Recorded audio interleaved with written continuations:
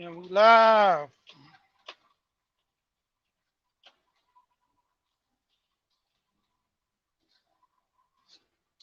Yeah, I know I'm about to go in this bad area. So this gonna be a chop, chop, chop, chop, shoot, scoop, scoop, scoop, where you can't hear me in the area over here. And I'm doing this on purpose right now because when it start breaking up, you ain't gonna be able to hear me.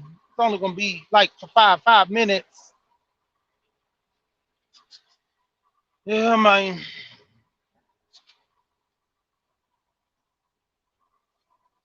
This is the life out here making this money. Get to the business.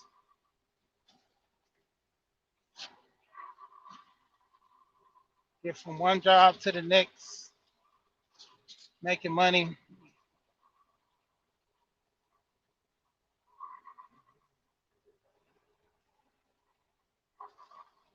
Cut this grass. Get this cash.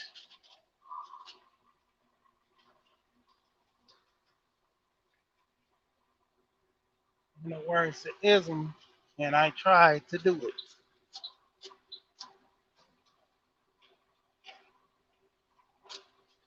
Yeah, man.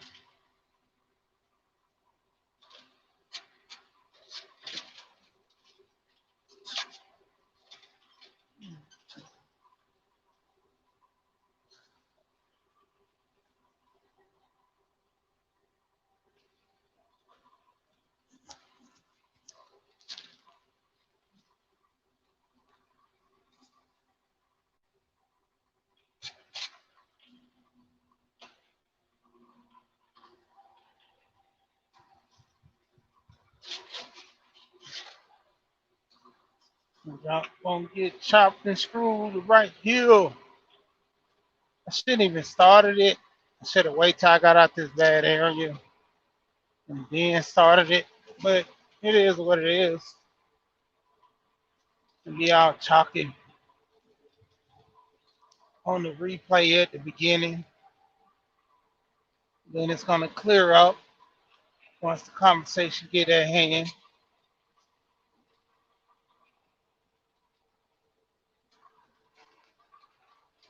So once again, we might be chopping up. Just skip a little bit up about 10 minutes. Skip up about 10 minutes to get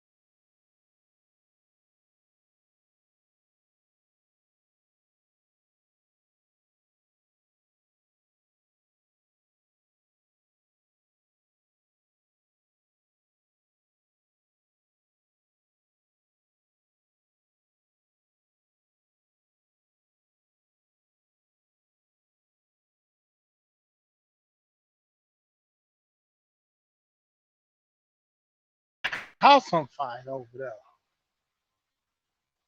I need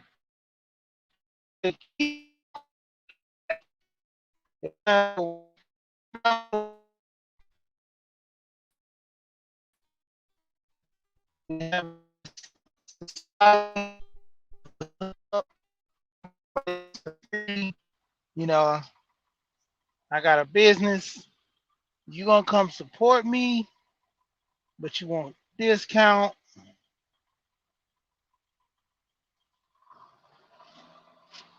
It's funny. This is actually one of my sponsors. I was trying to think of a good way to bring them out. You know, I got a couple of his clothes. You know, a guy by the name of Langston and Decatur has his own clothing company, Tessera Tesserand. You see the name, but yeah, food for thought, man. This guy knew this guy for some years, man. Going back to elementary school, me and him both was talking about doing certain things about clothes and the aspect of drawing, making shoes. Um, he took that next step, and I've been getting some little connections here and there. Actually, talk with Nino. Nino, he does this. He's a designer. Went to school for it, everything. So he's in touch with this side. I actually had a chance to meet Carl Kanai. For those who back in the early '90s, pushing, you know, and the Carl Kanai came into a signature brand in the early 2000s to where it was more along the lines of just like exclusive casual wear than the street wear. So he kind of set the stage to upscale his brand as he got older, and people was coming out of the streetwear, and I guess with him being older, he wanted to implement that. But yeah, when it's all said and done, man, this is one of the sponsors. I got a couple of more coming in too, but like I said, I just got to know how to put them out there. But you can go to the website TISSERAND.com and find his clothing line. I was with him. We had his first couple of shirts, and now he's moved over into jackets and pants. You know, and it's funny because he has like a slew of colors to match with anything. I'm gonna actually put a gallery up. Probably, I don't know if I'm gonna do it tonight. I got some work I gotta do, but tomorrow or something when I have the time. Going on my little bad top areas again, so you might not be able to hear me, but I'm just gonna keep talking. If it cuts out, I just repeat it. But yeah, like I said, this guy for a minute, even pushing my clothing line and start my brand up as well because he was doing tattoos and he was trying to get me into tats, and I was like, man, it's not really my thing. Even though I could draw, and I draw every once in a while, but not as much as I used to. I'm so running up on the money and stuff, so I don't really draw like I used to. But like I said, basically, if you want to get a shirt, go to the website TISSERAND.com, Tesserand, and you can on the link it'll tell you the story behind the name or how he came up with the name, you know, and also just his style, because he's an artist, pretty much at heart as well. So he just implemented a lot of his drawings into his clothing line, and that's how I grew from there. I've always wanted just a clothing line. He wanted to actually just be an artist, and that's when he went into tats and clothes and so forth. He's always pursued his his dream into the art as well. Now I'm seeing a couple of people come in. I can't really see the names right now because I'm driving, but like I said, that's one of my sponsors that I'm gonna be promoting on my channel, and to also, get him involved. I'm actually gonna interview him because, I was telling him about this space and everything, and he rock with a little. He started looking at a couple of channels going on. Swoop like me.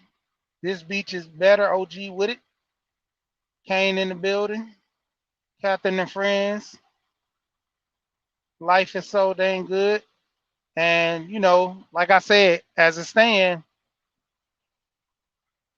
me and him were just having a conversation about the space and with the manosphere. He listened to a couple of guys' channel, and the first thing he told me was, I don't like the way how they come at women in a certain degree because, I'm a family man, I'm married, and I don't want to have my brand being promoted somewhere where it's not, reflecting me and how I move. And shout out to the Roger Report Live. That's one of the things he always implement on his channel when people are promoting or saying names on his channel. And that's one of my things too that I kind of put on my channel. So when I start opening the panel more and having people come up and go, Pete, what's going on? I see you creeping in the building. Um, when my channel start, opening up and letting people come up, I think I'm gonna do the same because if people don't come on my channel, I'm not sub to a certain extent. I don't know a lot of guys, and I can't say I've heard of different names, but to the point of me going over there, I don't frequent too many spaces because most guys who refer me to channels, a lot of them be, they be on some point, but it's a degrading or, push in an opposite direction on which I'm standing for. So with me promoting and, being a family man, I'm going to deal with the aspect of family, even with guys that want to be single. You know, I can relate to them as well because I've been both.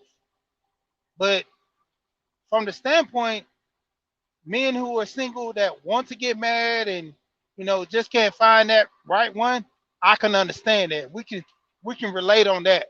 But you just not wanting to deal with women in general, and you want to just go your own way. That's cool. I'm cool with that too. But when you're promoting on my channel, I don't want that type of push towards the women. If you want to stay to yourself, just stay to yourself. You don't got to promote that to everybody. You could just tell the young men they got to move different because the thing I've been noticing, like I say, there's a lot of men in the space push this whole notion that you know men need to hold back and don't get married.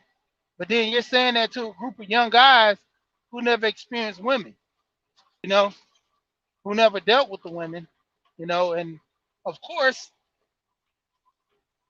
um, when you're dealing with women, you got to know the do's and the don'ts.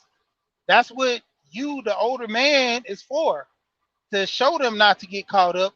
Same thing with women. When women are dealing, when the women deal with the men, that's what this space should be for.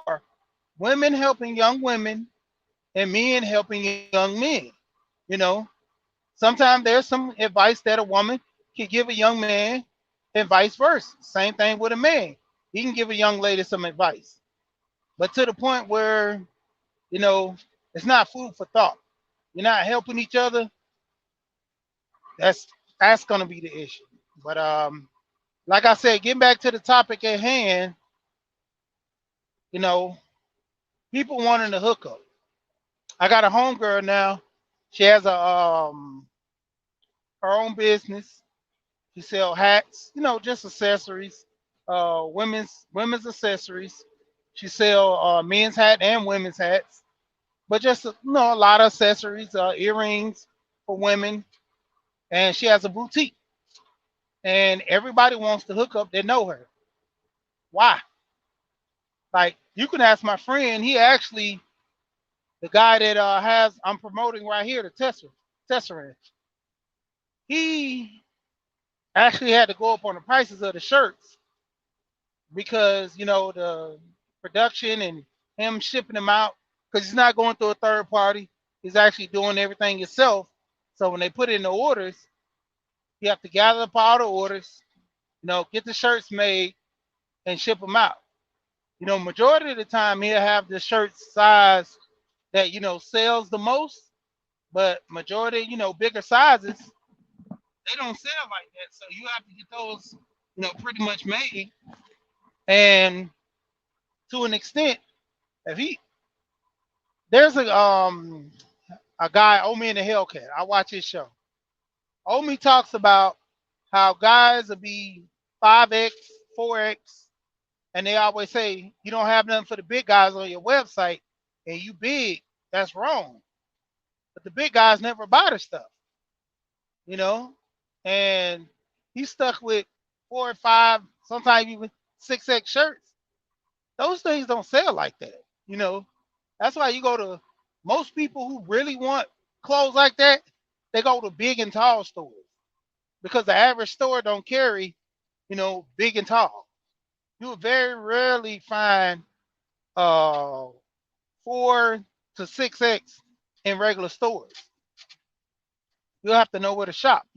Even with me, when I go to some department stores like Ross and stuff like that, like I wear a 2X down from a 3, but I was wearing 3X's. This is crazy. I used to wear 3X's when I was younger, and those clothes were just baggy, man. And I look back and I'm like, dang, like I'm bigger now, but I wear a 2X because it actually fits versus me wearing these big old baggy shirts. We're gonna get a little rain in the background. What's going on? Underrated. Trying to catch everybody's coming in the chat. But yeah, you know, and when it comes down to a lot of people, just like I say, just want the hookup. They want stuff free. Like even even the whole aspect of game, as people call it, you know, the tech. Shout out to Dr. Dunbar. He was relaying a lot of information this weekend on the channel. Everybody go check out Big Discussions 76 Science and Technology. He has about 4 channels. And I did a pre-record previous to this video, so you should catch it.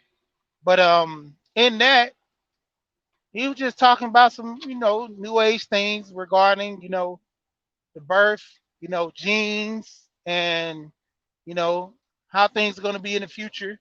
BGS is over there, the last Zulu, the nameless protagonist, and they all got into a just, a conversation talking about the future, and how are we going to live as people, you know, if we're not working with each other, communicating with each other. We're actually almost condemning ourselves, to not really have a leg to stand on.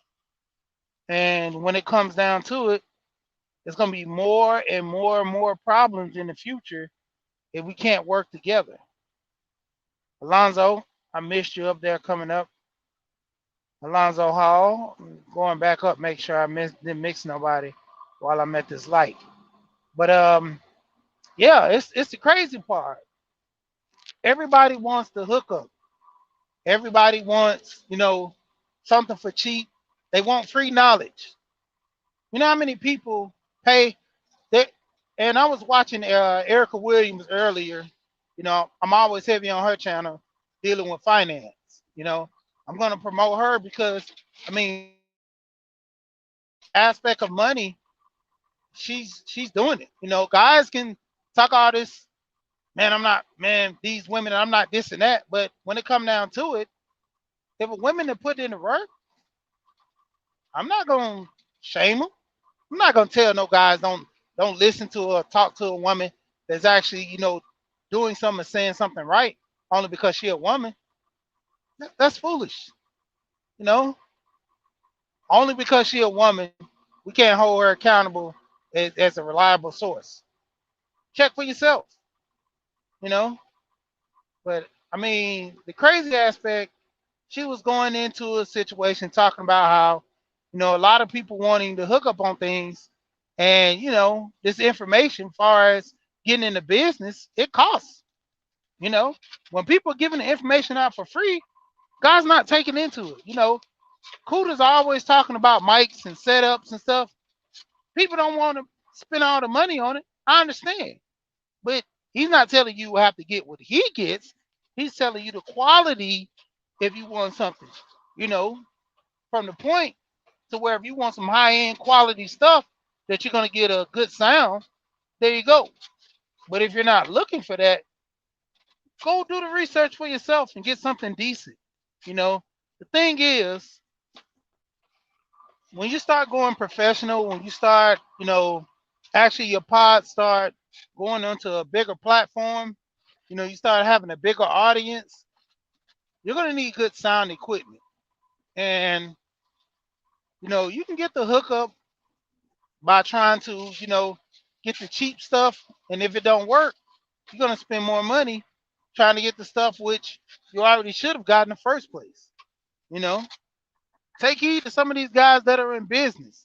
When they talk about how they scale in business and stuff like that, a lot of people don't, take advantage of all the information at hand when people are giving it to them. There's a guy when I was running my business, well, one of my other business before, the guy was explaining to me how, you know, to get things done, what's going on, to get things done in my business, how to move, you know, how to, get my workers in line, how to, get several people to the point where the business is made easy for me. Like you don't want to work too hard in this business when you don't have to.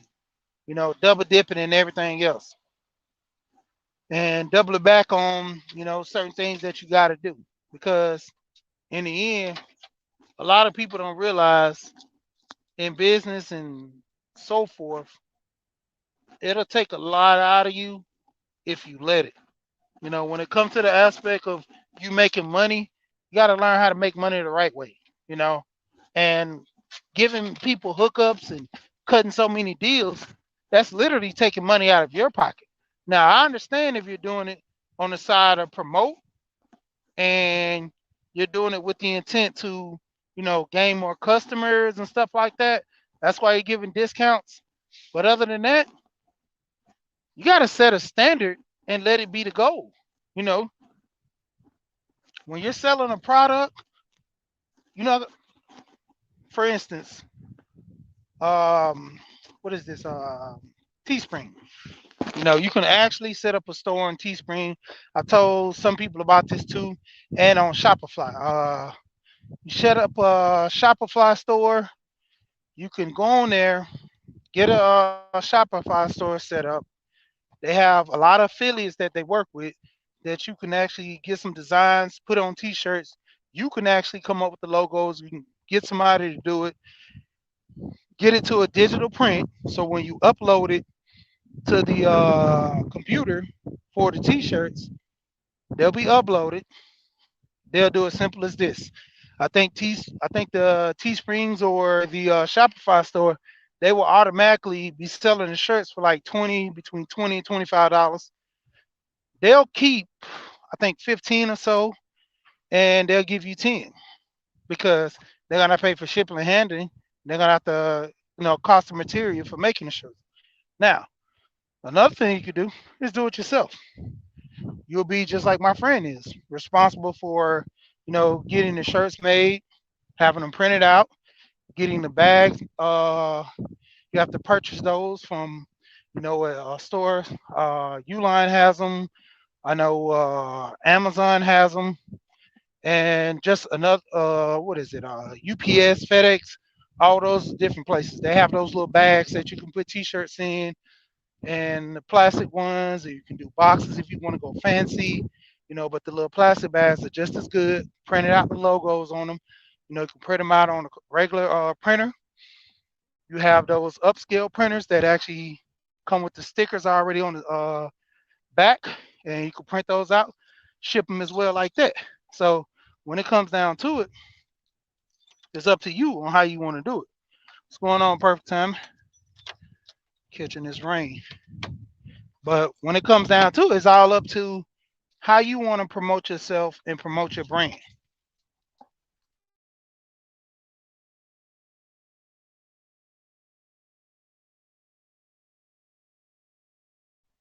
Yeah, but like I said, when it comes down to it, a lot of people just want that hookup.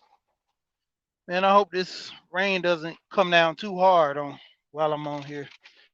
But a lot of people just want the hookup at the end of the day, and that's the crazy part. Even with the information, something like this, you know, they will want it, but they will want you to do all the work. You know, take advantage of that. They will want you to, implement things along the lines of, step for step, word for word. Be there, hold my hand to the end. When they start making money, you get a good little thank you. Some people they necessarily not looking for nothing, but at the same time, I've coached you, helped you through this, and mentored you about this. All that stuff costs money. That's time and energy, as Gold Professor I always speak on. You know, that's a lot of time and energy, baby, like holding your hand through every process, and I'm not getting nothing out of the deal. You know, that's money and time I could be spending trying to get someone to buy into a course.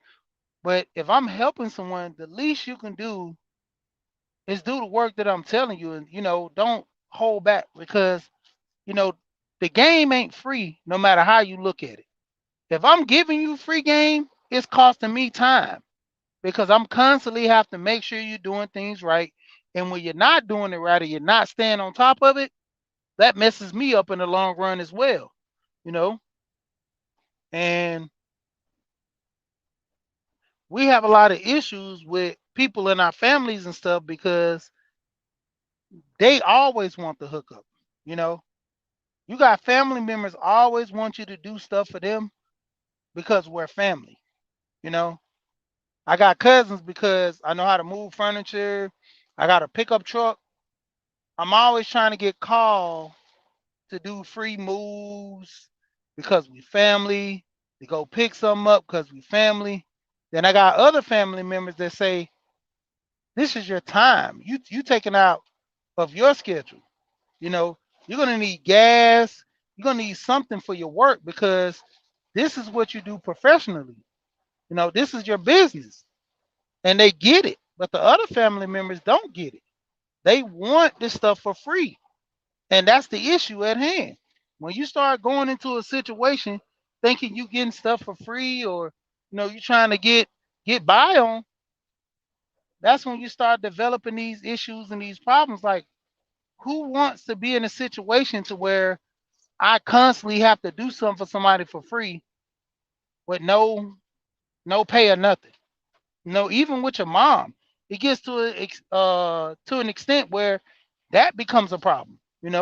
Even with your mom, knowing that's your mom, you love her, but mom, why I gotta always do this for you? Because I birthed you and I raised you and I did this, and mom also take care of your bills, side, and that's not enough. You know? That's when you start getting into that issue. When it comes down to it, a lot of people advantage of that.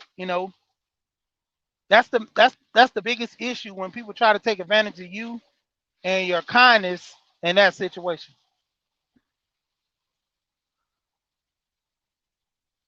But you have a lot of people. When it come down to it, they only want what's best for them.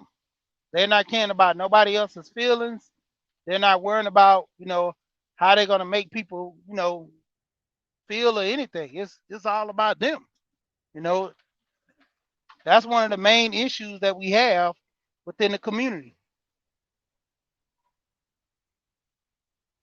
Simply neat. what's going on. But like I said, that's one of the main issues in the community. And we always have, the biggest issue with trying to just give some money. I used to move furniture and all kind of other things. Even when I go to restaurants, I still try to tip. If I'm eating in an establishment, I'm tipping. Now, if I'm taking my food to go, I'm not tipping. I mean, that's just in general. I tip my waiters. You know, if I'm not if I'm not eating in an establishment, I don't tip because to me, that's generally like doing you're getting money on top of doing your job already, and you're not doing anything. You know, if that was the case, every time I go to Walmart, I'm gonna tip the people at the front desk at Walmart for ringing up my stuff or going to the grocery store. You know, I have to tip the bagger who bags up my groceries. I have to tip the cashier who uh, gets my stuff together right there. I have to tip the cashier. So when it comes down to it, that's an issue. So that's why I don't tip when it comes to just in general. If you ringing up my food, no, I'm not tipping. Now if I'm eating at an establishment, you're my waiter, I'm tipping. Even a bad waiter, I still tip that bad waiter. My Uber drivers, I always tip them, whether it be $4, 5 or something. I still tip. You know, and tipping is important. Reciprocity. Gold Professor always talks about this. Even with a lot of the content creators, I've been saying it for a minute. I've been tipped a lot of people or been donating to the channels because my cash app is locked. But I'm in the process of trying to get a new cash app to implement that to change. But as it stands, a lot of people know I've tipped them several times. So for anybody that say I don't tip or I don't like tipping, a lot of people I've donated to their channel. You know, and it's not just because you know I have to. It's because I like the message. Why not? I've donated to Gold Peace channel, donated to Arts channel. Just name a few. Roger. Perfect. When I seen this cash app, I think I was one of the first people that cash apped them. You know, because what's his name? Mike Shinery. The guys that I never seen his cash app up, and when he first was like, my cash app right here. He's like, man, I just do this. I never got a cash app. Like, whoa, I never seen your cash app. Doing one right instantly, as soon as he said it. Because the point of it is, Mike made good content. He hasn't been dropping many videos lately, but Mike makes good content. You know, Coming from being in the military, being a barber, getting into tech, like getting into stocks and trades and stuff now. Crypto, he's talking about on his channel. What's going on, sir? And when it comes down to it, a lot of people, you know, sharing the channel is good, hitting the like button is good, you know, getting more subs is good, but it takes some work doing this stuff. Some people are actually doing this while at work. You gotta look at that standpoint. You got a lot of people at work doing podcasting. You got a lot of people at work, you know, steady trying to make a paycheck while providing content. Some of the content people get paid a lot of money. Some of them get nothing. But it's dedicated work for you to sit here. Like I say, for me, for most, I do this for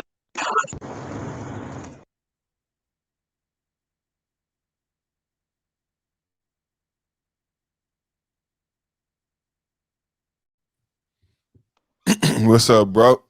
You going what's through going it? on. You can go ahead and go through. They gone All right, now. all right. All right. Yeah, you good. Yeah, what's going on? Oh, not much, man. Just came up to support my brother, man. Where the hookup where the hookup is free. So what's your perspective? Help me out, man, so I can add to the conversation, man. You talking about like in the YouTube perspective, like I do respect it. People are always telling my wife the other day, this stuff is hard, man. This stuff is not.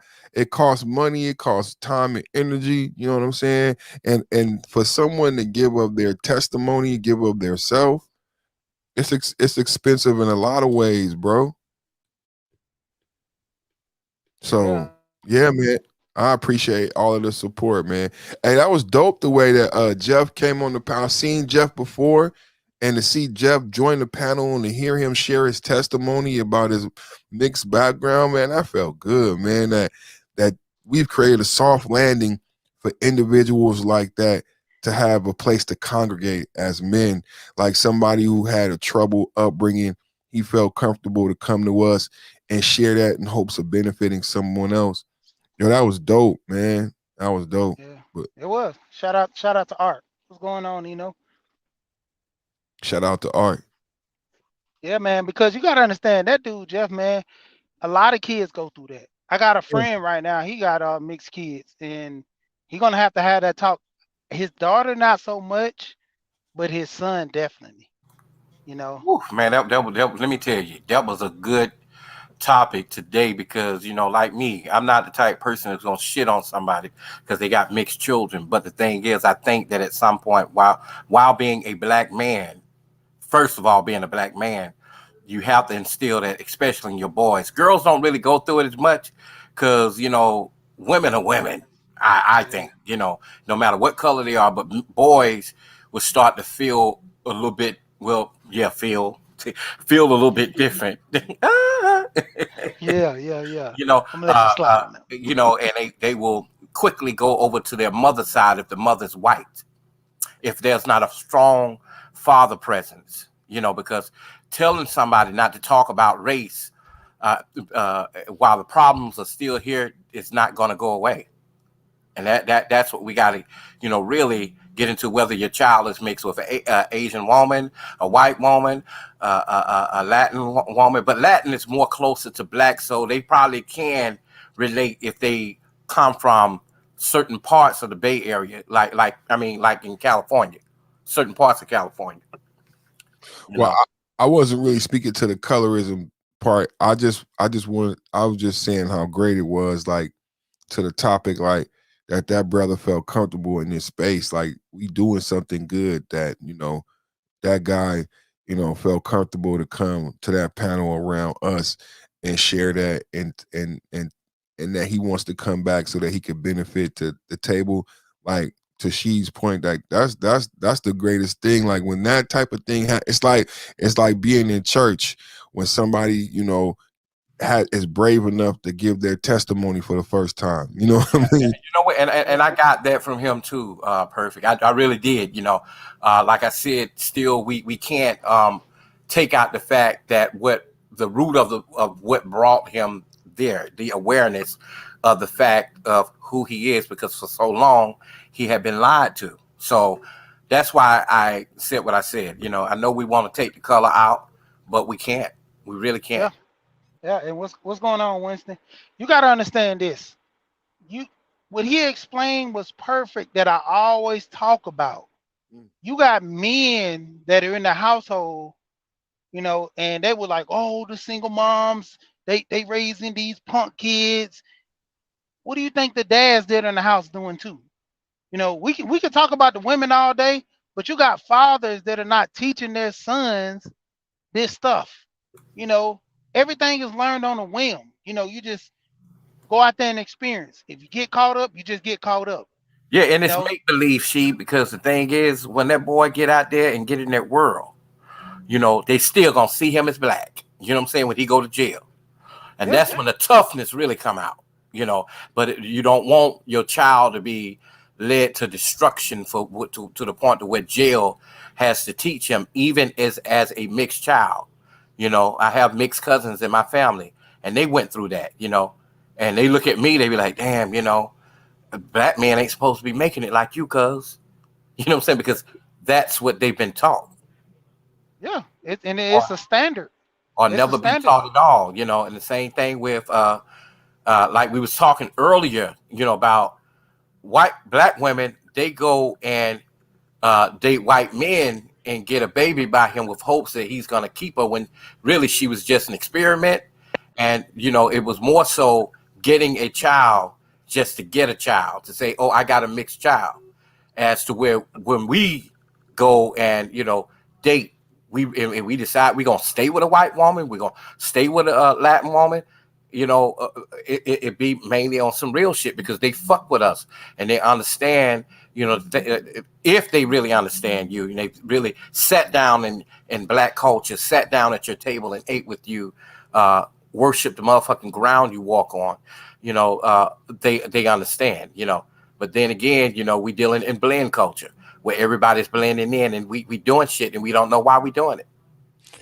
Coffee, I think you a genius, bro. Because if you see Winston's comment, Winston said, "My father didn't teach me a lot of things he was supposed to," and I think, and I apologize for being in the chat. I think you onto something when you say what's being taught, but it's not just what's being taught, and what's the lack of what's being taught is what you're talking about. I did a show recently called Game versus Wisdom that generated a lot of attention in the sphere. Some people fall down on the side of game, and I wanted to fall down on the side of wisdom. And I think you're talking about, and what the brother, I think what led Jeff and people, and what Winston is getting at is the wisdom that's being imparted upon men on panels, and that lack of wisdom from. I gave an analogy of Smokey and Craig. Like Smokey had game. Smokey knew how to do all the talking and rolling in the joint. But Smokey got himself in a situation where he was about to get killed, and he needed Craig, who had a father who imparted wisdom upon him. And I said the difference is the application. Not that game is bad, because I'm from the Bay Area, game recognized game, but this lack of You looking unfamiliar. right. I'm But just it's fucking. no, it's real, because I played that song during the live stream, and I wanted to say that I respect game, but it's the application. I seen people with a lot of game and not be unsuccessful. You know what I mean? So it's the wisdom that they lack, and the wisdom is the application. And I believe that the youngsters and people are coming to the space to get that wisdom imparted upon them that they may not have had. She brings that from a successful marriage, that you could a lot, like somebody call challenge people the other day, like, y'all talking about this stuff and you don't have marriages. She might have said that y'all talking about this stuff and you don't have relationships that are successful. So how can you speak about this stuff?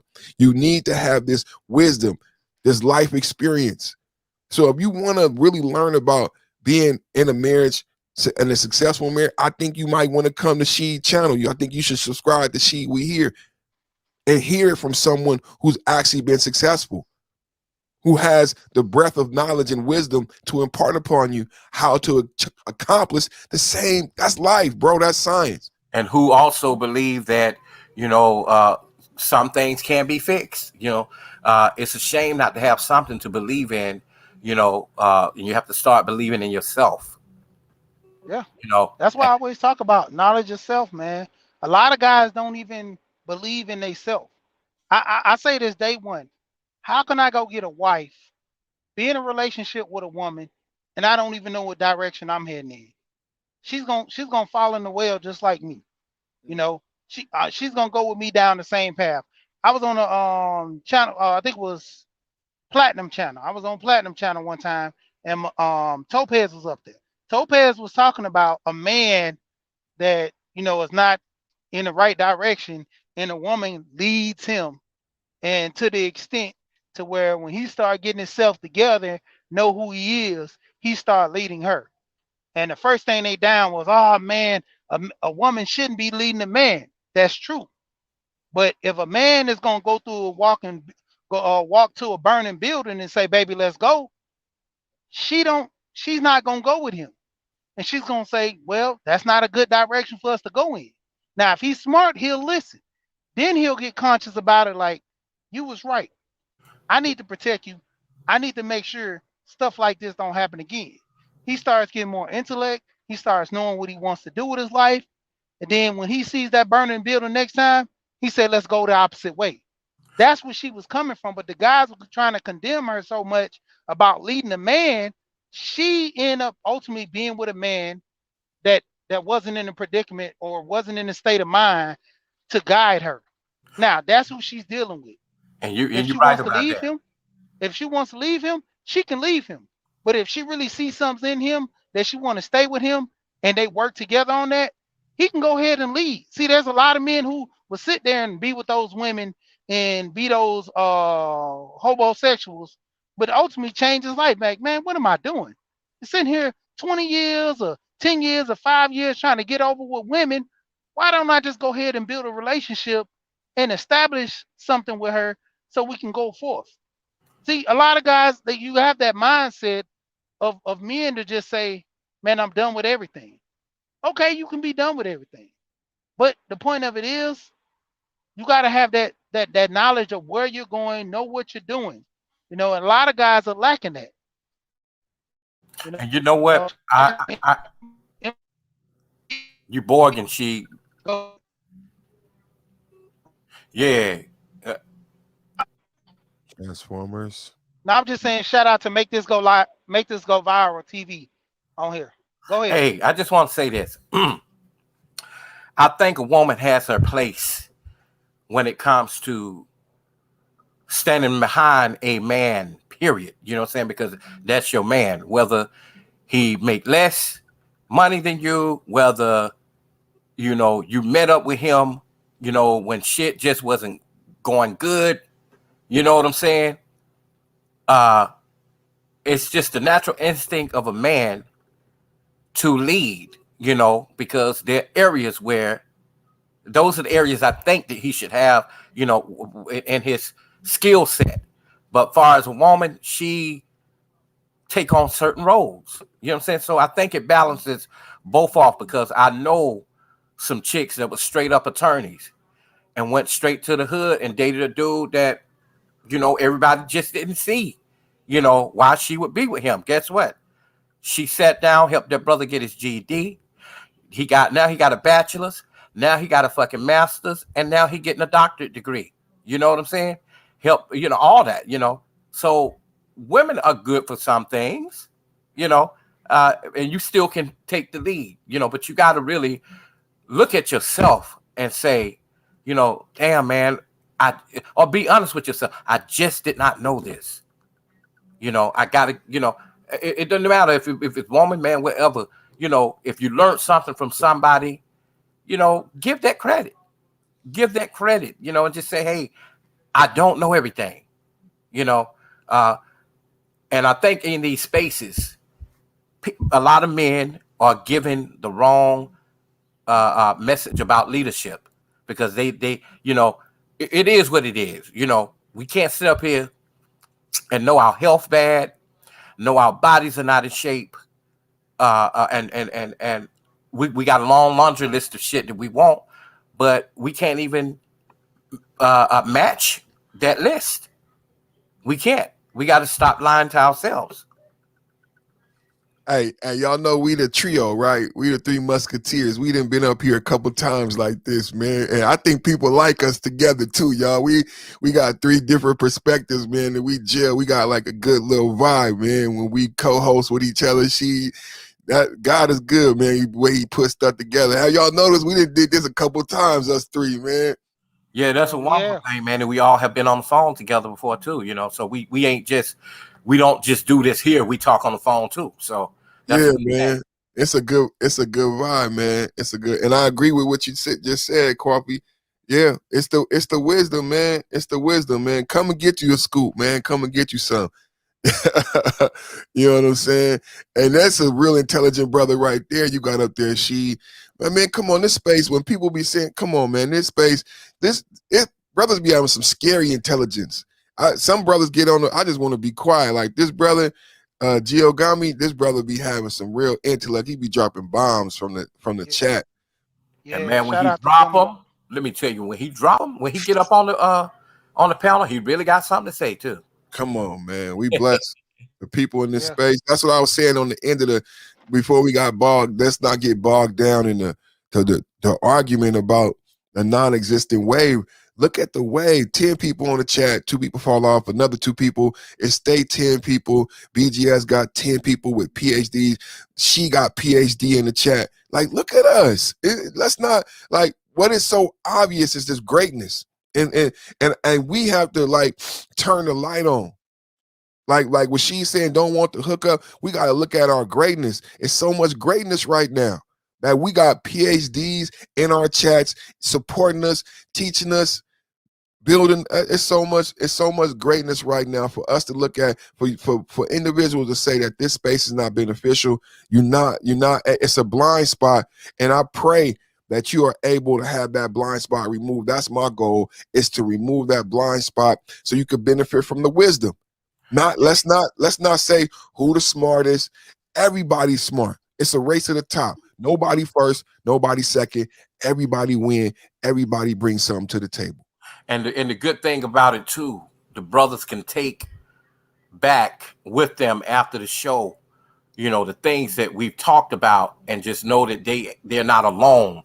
Saying shit that you can't even answer yourself out there in that world. You got your brothers here in a very good sector, speaking some very good things. You could go, before you go off and do something that you think that may not be right. You can come and say, hey man, what do you think about this? We welcome people to the panel, and that's a good thing, because a lot of brothers don't have direction, Yeah. and they would just go off, do something, all the way down. You just don't know what's on people's minds. You don't know if they're gonna take themselves out.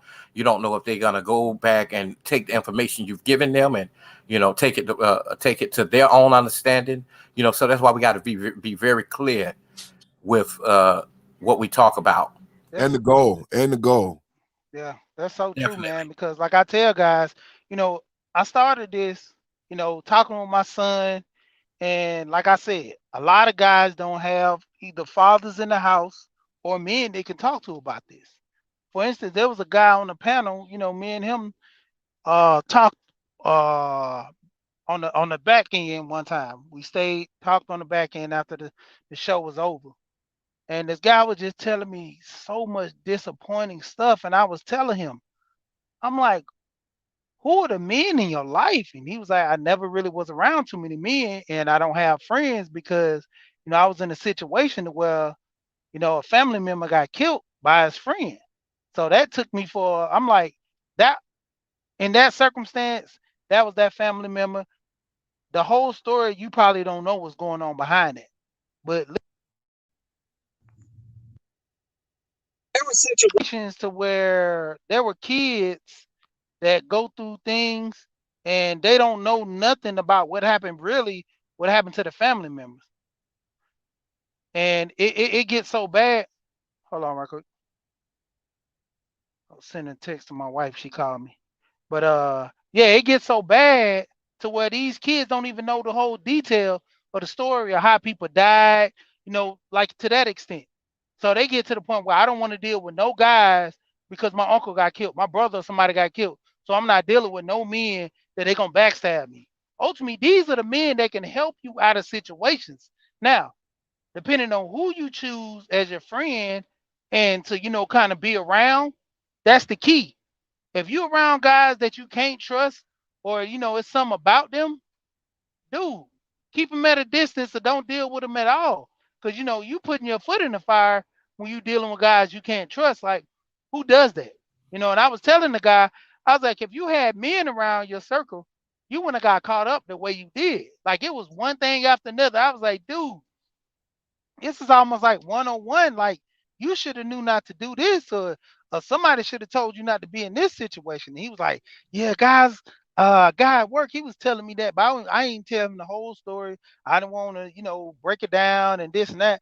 I'm like, you just caused yourself some years of headache because you had those feelings that you don't want to deal with guys.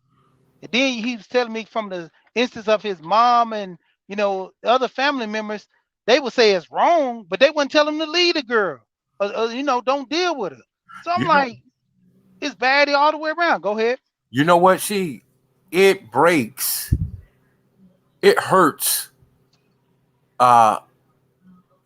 a brother who's very broken to receive any kind of love from anybody. It doesn't matter who it is, you know. And I want to address this. I'm glad you put this up here. That's what I really was about to talk about. I like what Winston said here. Uh, and I think until people like Roger, you know, especially, you know, Perfect Timing and BGS, a couple others who be in our circle a whole lot, started to talk about unity. Then these other guys who were already up, you know, in numbers on YouTube, Say they that start again.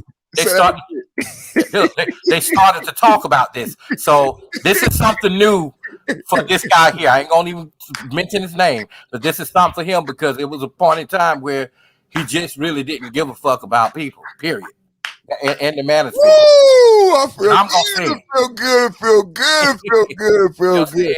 And I he just right here with me and Perfect. He come right on. around in our area, you know, and it's always been about, you know, who is up, it's more like a nigga who ain't never had nothing and they bragging about their money and, you know, and didn't understand that, you know, there was room for improvement all the way down from your set, the way it looked, all the way down for the way you putting yourself on camera. If you got that much money, go get it fixed.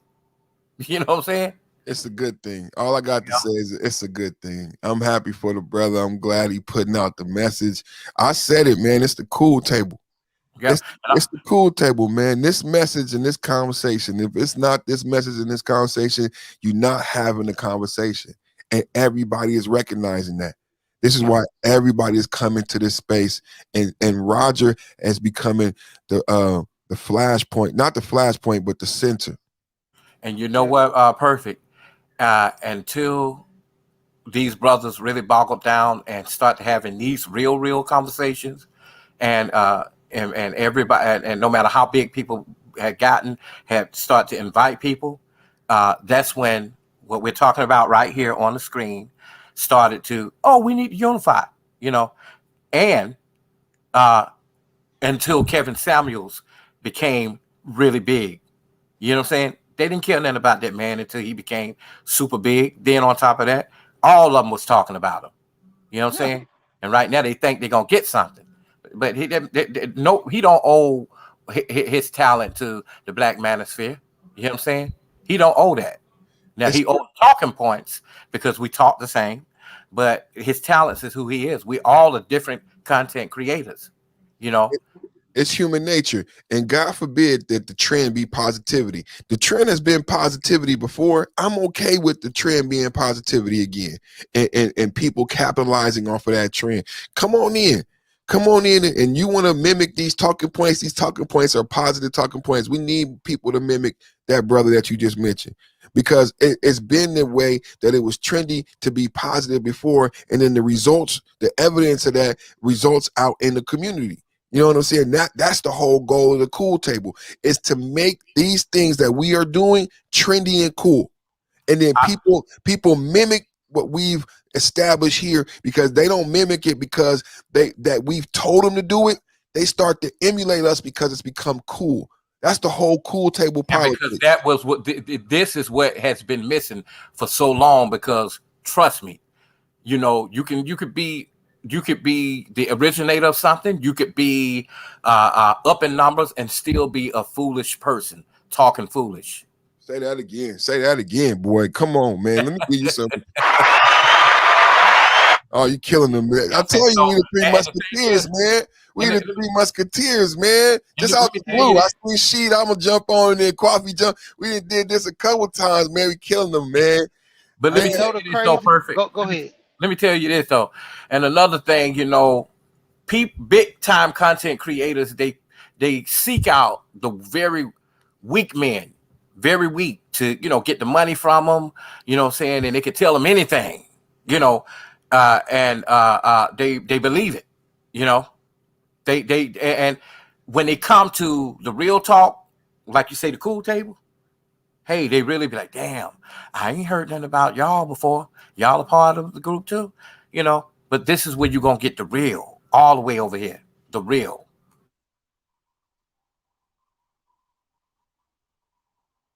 What you gonna say, she? No, I was dropping in on somebody, but yeah, when it come down to it, man, I hear so many people talking about this whole, well, Kevin using my talking points. Kevin is this. Back in the day, all the comedians knew it. It was painful, but the first one to get the joke to the public, Come that on. was your joke. Come on, man. That Come was that was what you represented. They said back in the day, Robin Williams will walk around with security because he was snatching jokes at the joke bars all the time. He'll go snatch a joke, go do it on a big stage, and make it famous. There were small black comedians were the same way. They would go and emulate the black comedians. How can I make this sound like it's from the my community? They don't know what a struggle is. In some cases, most of those comedians, they can talk about, yeah, man, the struggle when you eating spam and eating noodles is just wrong. Yeah, but we know the struggle, you know, eating them hope sandwiches, mayonnaise bread and stuff, to the point where only way you eat is when you go to school. And most kids, that's the only way they eat is when they go to school. A lot of people, when it comes down to it, man, what are we worried about him getting the message out? That's what we want in this space, right? We want Yep. people to know what's going on and to acknowledge this stuff. right. Now we got this hate because I said this. Why? What? What? Shawty Low say? You mentioned Bakehead and didn't say my name. When it calmed down, it was all about, okay, it's cool. He say he from my side. All right, he ain't mentioned me, but I'm hot right now. I ain't got to keep doing that. It's just the wave riders. And Some you know people are what? doing it to ride the wave. It's the And you, goal. and It's what's your goal? Is your goal that this good message get out, that God work get done, or is your goal is that you be the one? And that's what's rearing its ugly head right now. I see it too. They want to be the one to be the corrector and their name associated with the solution versus just the solution being getting out there. and Look, not doing the Yeah, work. look how Roger elevated all of us. He don't care who say what if we repeat him. He long as the shit get out there and people start getting help. And long as it's correct, and long as he said it, because Roger, he hold up now. I didn't say it like that. He gonna tell yeah, you, hey, I said it this way. I don't want people thinking he's very careful about his words. Right. yeah. And like I said, I understand why he don't want people being promoted on his channel. You know, when it come down to it, just like the young guy said, oh, I heard you on BGS channel. BGS mentioned your name, so I had to go check you out. All these other guys, people be mentioning and stuff. Oh, let me go check this person out because they said it. Who It has knows, a real man? He effect. he might have a bad day. He sit up there just start all all men are bad, all women are bad. Just coming with all kind of rhetoric, but then he'll come back and apologize. People don't hear the apology. They only heard that stream and was like, okay, well, this is the way life should be. Like I told you, shout out to JoJo. And you know It, what? yeah, Oh, go ahead. Go ahead. Well, I was gonna say real quick, but go ahead. no, go ahead, because this is gonna be something. Go Okay. ahead. I just want to say, and another thing, I think people shouting you out is not a bad thing, but at the same time, uh, I think you need to study people closely first before Yeah, you decide, you decide to say, hey, well, look. But when people hear BGS, we all know that, BGS is a very smart man. He's wise. You can learn something from BGS. Now, if, say, for instance, a, a person say, well, look, Angry Man, I heard coming from BGS channel. That's how I heard of you. He could take that a negative or a positive. You see what I'm saying? So sometimes it's not even best to even mention, yeah. you know. And that's like I was saying about JoJo. Those guys had on that panel had JoJo was wanting to break up with a girl that he ultimately was like, man, this is the best fit for me. She a good woman. She's submissive. She cook. She do everything, cook and clean. Every guy wants that. Then you had those guys, man, don't get married. These women cheat. These women bad. That's why I tell guys, don't push that narrative. If you want to be single, you stay single. But you let these guys know this is what's going on and don't get caught up. Don't Oh, I make it be the remember that. norm, you know. Don't make it be the norm. Like this is what every woman does. Just like we was talking about with the women. Liking white men. I had to clear that up. This is not all women because 5%, like I say, that 13 to 15% of good women, they out here trying to rule the nation with they man. Someone And that you know look what? like them. And you know what? I remember that too. And I was like, damn, here was a brother who was so energetic, young dude, doing good for himself, an entrepreneur. And then once he get up on the panel with all these mixed, see, you got to be careful who you let up on the panel too, because all these different mixed up emotions on the panel, they're talking red pill, but uh, it's forcing everybody to have to agree that, oh, this is this and this is the one thing. Even men who have women and their relationships are going great, marriages, everything, shouldn't have to be forced to say, that they are going through this situation. Now, just because it wasn't your experience, it doesn't mean that you're going against the fact that black women are fucked up, and that's where everybody, some content creators get that mixed up with thinking, oh well, man, their teachings are not like ours. They're not they too worried about what the black woman want. I'm not one of them. You know what I'm saying? Because I know they fucked up. But at the same time, I'm not about to sit up here all day long and whine and cry about somebody that I'm not going to be involved with. What's going They on, caught up Toya? in their trauma. Go ahead.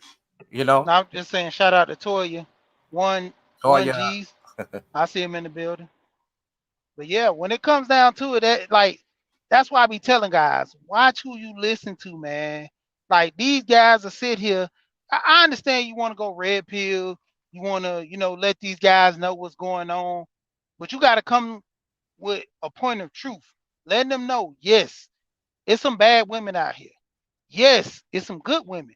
Like the brother that came on Roger Channel was like, my girl, man, she does this, she does that. Like I Right. said, that's a 5% unicorn right there. You ain't finding women like that. That's that 5% I keep talking about. That's the unicorn. And it's hard to find a unicorn. You know, who was it? Rogus, we was and you talking about guys need to go find a unicorn if you want to get married? Yeah. Other than that, you got to deal with the women that's out here. You got to deal with what you got. Whether it be you go out the community or you stay in the community. And there Like I are other said, things too, like what you talk about. She trades, trying to get your credit straight, trying, what I'm saying, as a man first, so that you can hold court and hold that foundation as a leader. That's where the leader starts from at the root. We can't just automatically point the dude out, knowing deep down inside he got some fucked up issues going on with himself, and say, oh man, you're a leader. You know what I'm saying? No, bro, go get your shit together first before you think about a woman. Go yeah, get it together. That way, if you have a child in the midst of all that, you'll be able to lead him. That was my issue with the game versus wisdom, and people being Judas and subverting the message and the space, and being game purveyors, and getting someone like my son who was young with that slick slide shit, you know what I'm saying, with having game but not the wisdom and life experience to actually benefit my son to get him from point A to B. You know what I'm saying? Juan just put that similar sentiment in the chat. You know what I'm saying? That's what it's about. And that's why we have to create the contrast. And people might get mad at me for the things I've said and the delineation of 5.0, but I needed to make a contrast so that individuals who come into the space see that there is beneficial content here. Because that young man asked Kev, what is the benefit of the manosphere? And ever since then, I've taken it as a challenge and I put it on my back, that the benefit is this brotherhood and men elevating men. And it's not a coincidence that now is resonating throughout the space, because it's never been about bashing black women. I don't know how it got bogged down into that. That's why I don't want to get bogged down into colorism. I want us to stay on this internal building. I was just watching another content creator who says heal before we build. That's why I like going over there and support him, because it's about that's the most manly thing.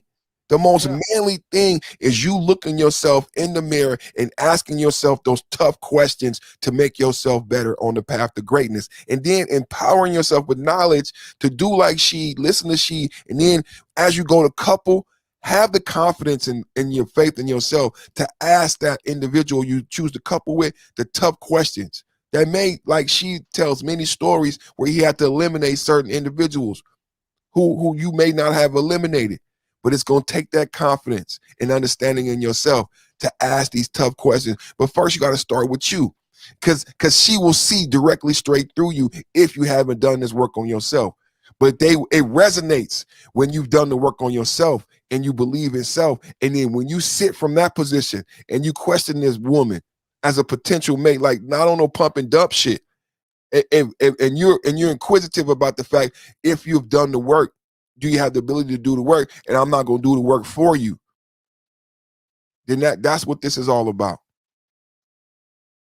Yeah, because I mean, shout out to Dr. Dunbar, Big Discussion 76, Science and Technology.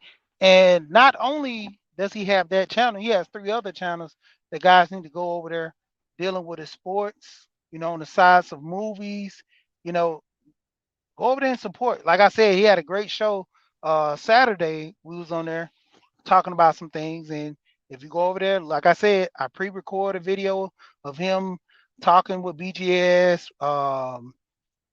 nameless protagonist, the last Zulu. He jumped up there and they had a great discussion. But even with DS1, they're heal before you build. My thing about everybody that, for one, you gotta, if you're putting a message out, man, that message has to stand the test of time, man. You know, some people, you say things, you can retract it, but to the point when you become a big content creator, you got to know what you're saying, man, and you know, helping the, helping the space and destroying the space at the same time is not good. You know, And you know what? And I always tell brothers. Did I miss something? Because somebody said something in the chat. Did I miss something about that guy? That's why I didn't say the name, because I don't know what yeah, name I don't approved. even know who it is. I, I didn't say the name because I didn't want to say the name of somebody you yeah, didn't. you can. Like I said, I mean, my thing is, my policy is you can say whoever name up here because if I don't know them, I don't know them. But the point of it is, you finding out for yourself. That's on you. Just my thing is, I'm not promoting them. I'm not saying their name if I don't know them. I don't care about people saying names on my platform, but to a certain extent. Now, it's somebody that I know that just got a bad rep or a bad name for themselves. I'm just gonna say, don't even say that name. I don't even want that name promoted. I'm just up front. but But you know what I'm saying? that brother, cool, right? Because Yeah, I've DS1. so far I've liked the content that I've digested over there. So I I, I I can understand what one is saying though, to a certain extent. But when it comes down to certain content creators, man, it just a lot of guys, you don't know what you're getting over there, or you get mixed feelings when it comes to okay, Hey, okay. you know what? I just want to say this. My thing is, I tell, even just in my regular life, there's no one way to learn. You can learn two or three different ways. You know what I'm saying? Everybody fighting to be right. And I figure that, if we get to that common ground, we're not all going to agree. But if we can see light to what each other is saying without taking within our own understanding, like, oh man, it's just one way and it's just going to be one, then we could really get somewhere. I did not know that, Winston. Which one? Oh man, dog, man. This stuff we got to get things together, man. Oh, hold up. I really like that guy, man, You and know I what? like the message that he said, though. So let's let everybody grow, man. Let's let everybody grow. Let's pray. Let's pray that everybody has grown and everybody's moving in the right direction. Because right now, what's coming from over there is a positive message, and it's a similar message.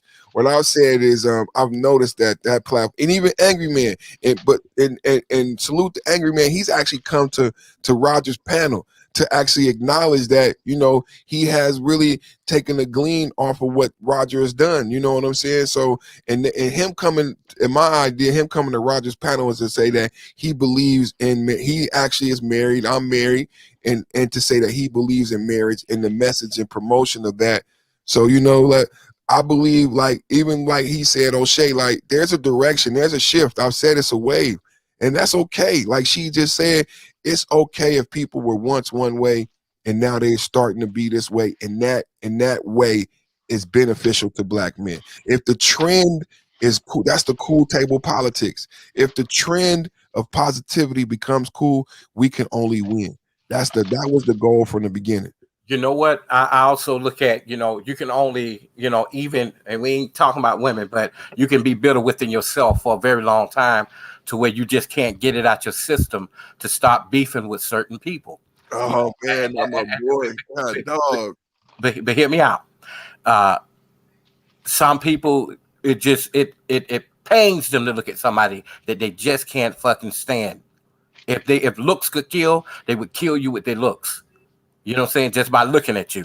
You know, so my thing is, we dealing with a different generations, you know, and they're beefing, everybody fighting to be right. Um, there's some, that's why even on my video at the end, when I gave the credits, I even if I don't fully agree with you, I learned something from you. Anger Man was one of them. You know, I like his business standpoint, but I don't listen to the other bullshit. I ain't gonna lie. You know, because I don't get into you niggas this and you niggas that. I don't do that. I'm not gonna shit on my black brothers. I'm not gonna do that. You know what I'm saying? I'm not about to beef with you. We all got problems. So fucking what? You know, we all got some shit that we've done that we ain't proud of, and some shit that we need to get, you know, taken care of. Who doesn't? You know, we just need to come to a common ground. And I want to say this: Winston is one of my supporters. I really do appreciate him. You know, Yeah, me too. he All, came on my channel and shouted me out. You know, so these are the people that are listening, and these are the people that you need to listen to, because there are some things that we don't even know. Like you just said, perfect. Like you just said, you're like, damn man, I didn't know that, and it's right up under our nose. But what we got to do is stop all this bitch assness. You know, if we feel a certain way or we got problems with each other, we just need to say it. You know, Yeah. whatever I tell you, whatever I tell you, perfect, I've already told the person that we probably even talking about. well, I love that we having a conversation now, and I do this on my podcast, and I tell you, brothers, it gets out there. It gets out there because we're not having this in the back chat. We having this on the platform, so people gonna hear this, and people hear it now, and people just like us, they be texting and saying, "Hey, they said your name." So it's good that we talk about it, and I'm gonna reiterate what she said, what we said, and what God said. Like it's a beneficial thing. You know what I'm saying? It's not a bad thing that people are emulate. Like they say, imitation is the best form of flattery. You know what I'm saying? So if they begin to imitate what we doing in this positivity, then I'm okay with that. You know what I'm saying? And I pray, you know, BGS and Angry Man worked it out. Did y'all know they I squashed? hope so. I No, do, man, because they I'm like, squashed the beef. Angry Man the other night was promoting BGS channel, put his link in the chat and everything. They went to Discord and they squashed the beef. So I think that this thing can have positive results as people start to emulate these positive things. Then this is the result. You know, guys start getting in the mix, and all of the bullshit starts to fall away. Like, because what was we beefing for in the beginning for anyway? If all of us have the same end goal in mind, yeah, both of those brothers went to the Discord, and now they both support each other again. You'll hear BGS shouting out "Angry Man." Look at Winston said again, "LOL." but It's you know true. what though? It's true. They worked it out. So you know, I think it's room for all of that. And I think because of the money that's coming to the space, it's gonna be trendy for brothers who used to beef for likes and for views. That's gonna now be trendy for them to work it out. For people gonna want to see them work it out in order to benefit. To me, it's not about how much money you make. It's about what you do with it and how do you recycle it. You get what I'm saying? Because you know, it's not even about the money for me. It's about me getting the message out. Uh, if you give me donations, that'll be great, because you know I'm gonna show you what we're doing with it. You get what I'm saying? You got some brothers that just don't put back, they spend all their energy doing this back and forth rather than making pretty good content, you know. Um, and some people like that, you know. But one thing you said, what that I like, you said, uh, you know, it's okay to be imitated, you know. But one thing I noticed, you know, I can distinguish who is who. You see what I'm saying? Because there's not going to be another perfect timing. There's not another Sheed. I ain't saw anybody like Sheed. You know, definitely nobody like Roger. You know, maybe a few others have tried to be like him, but you know, we all got our own our own thing about us in our individual and official capacities. In this room, like the brother just said in the chat, it's room for all of us.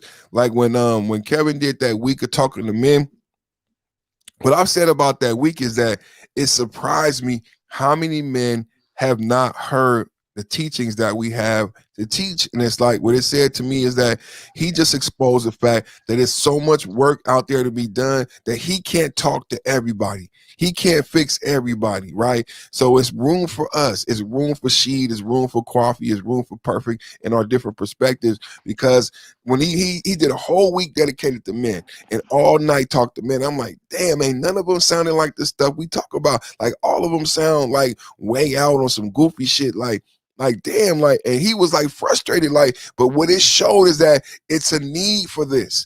I think he wanted to do that to show that I am doing what I'm doing for a reason. It's a need to have this conversation with these men because they don't know.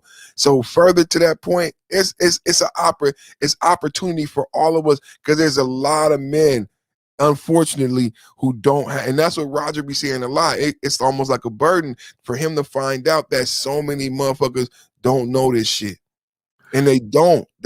So it's room for all of us. So we don't have to fight because it's that many people on YouTube. It's that many people online that no one could talk to everybody at the same time. So it's an opportunity for us, and it's a need for us. And not even about the same time. You know, it's just all about the message. If you're on the same time as I'm on, and your topic is a little bit more intriguing to the person, fine. You know, the whole point is it's getting the messages are getting out. You know, just like just like Urs say, why can't we be friends? I know that song.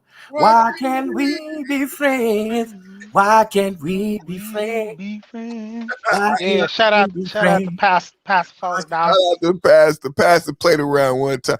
What'd you say about your cash app? Put your cash app in the I was looking for it, man, so I could hit you. I don't like my cash app messed up. That's why I say I gotta actually make another cash app. You Make know, another cash app. These are small businesses, man. Put your I cash know. up there, man, so we can hit off our brother She, man. Like and subscribe to She We Here, man. I remember when I got my first cash app, you could go see that show. I did a whole show about the shit. I started throwing money and everything. That Yeah, was yeah.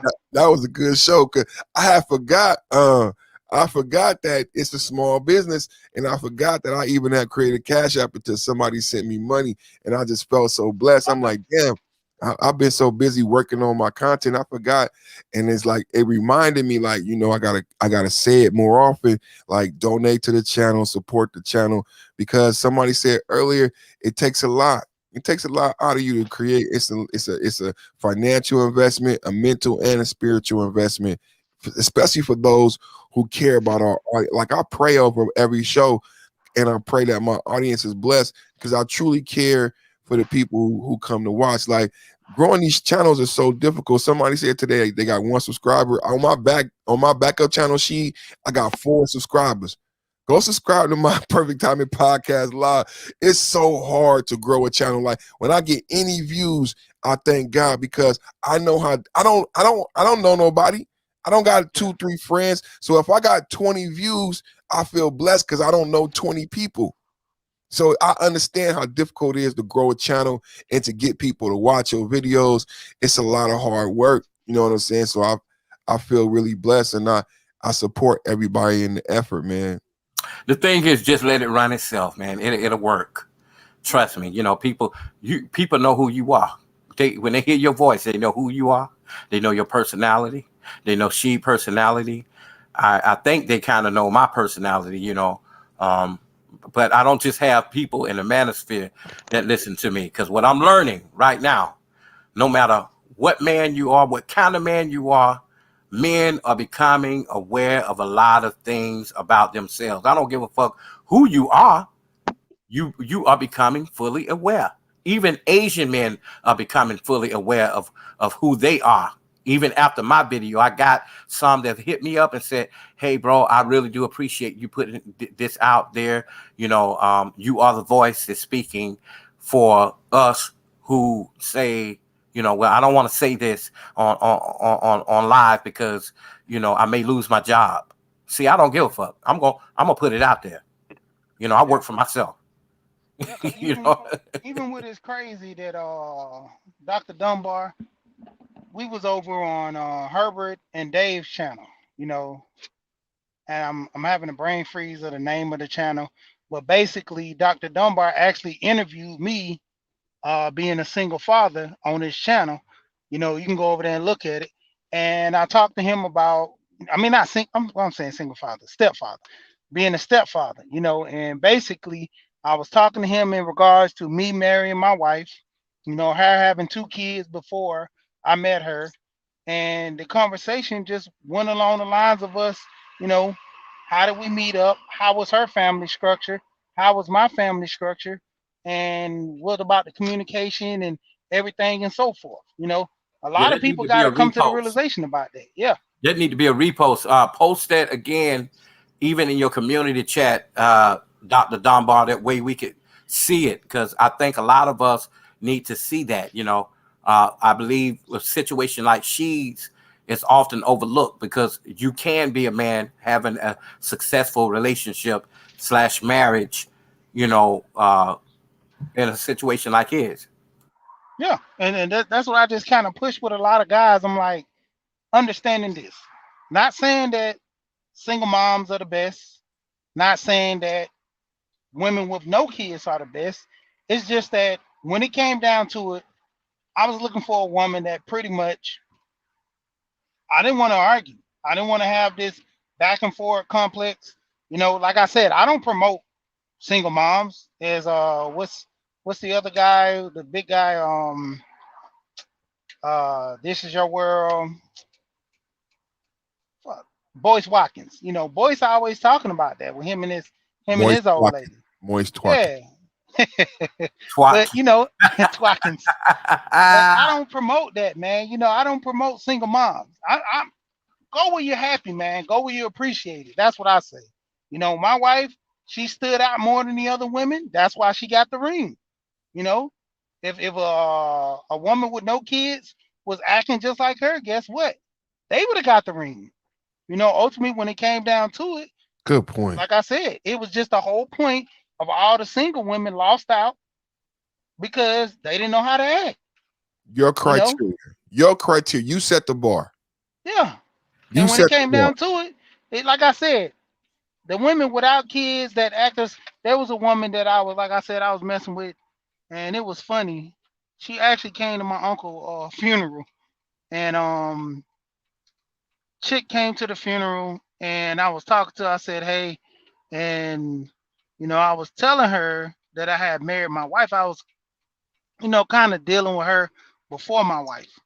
And the crazy part was when she pulled up and I told her I married her, she had a little attitude like that figures. And I'm like, what the like why would you say that? Because she could have And had that same thing. yeah, but she was salty about it because I wasn't fooling with her because she had an attitude problem. And when she said that, that just reassured it. Like, this is the reason why I didn't mess with you. Because And of no your one will attitude. marry you. And no one will marry you. Like And that she's pretty still single. still single. And it's not your fault. You did the right thing by sticking to your standards. And they're gonna stay single. Some of them gonna die alone. Like that pretty privilege video where she said, I recognize that I'm never gonna get married. And the sad part about that is when I watched that video is, you know what you should recognize, sister, is that you can do something to change those circumstances. The same way we speaking to men, it's that defeatist attitude is what makes you so unattractive. And if you think we don't see that, we do. We can smell it. You know what I'm saying? That you feel like you're not worthy of being a wife. So that's why you said you hide in places where you find people unattractive. And that's why you got men who don't have jobs. Like you have to do more. And this is the thing where men like us is like we looking for you to value us by valuing yourself. By improving and doing the work on yourself. Because all we doing every day is challenging men to do the work on themselves and make themselves the best of themselves. The reason why I say that to them, because I know naturally that I can't say to you who to pick, but I've seen by experience that if I challenge you to be your best, that inadvertently the person that you will pick will reflect who you are. And you will, and I've had cats come back to me like perfect, won't. But I knew that was gonna happen. That's why I challenge you to a race to the top. You know what I'm saying? Because at the top of the mountain, it's glory for everybody to be held. You know what I'm saying? So it's like when Roger say get to that $100,000 a year, it's your choices change. It's like you can't box with gods. Your perspective changes. And And I she think that he would not be saying that if he wasn't doing it himself. Because trust me, low key, Roger trying to get to that 100,000. for sure, for sure, for sure. Oh, It's only certain things you're gonna accept when you get to that level. That's why I want men to focus on getting to that level of being the best. Like Roger said, get to that 100,000. Put yourself in a position like where you can have discernment, this discernment that she is talking about. A lot of people might hear she and be like, well, those things might be difficult for me to do. That's because you haven't reached to that point in your life for yourself. That's why I've always preached, wait till you 35 to reach out on that path, but perfect yourself so that when you're sitting down with that and you can say to that woman who said, oh, it figures, she said that because these women are knowing that it's so rare, it's rarefied air to get married. And she missed breathing that air.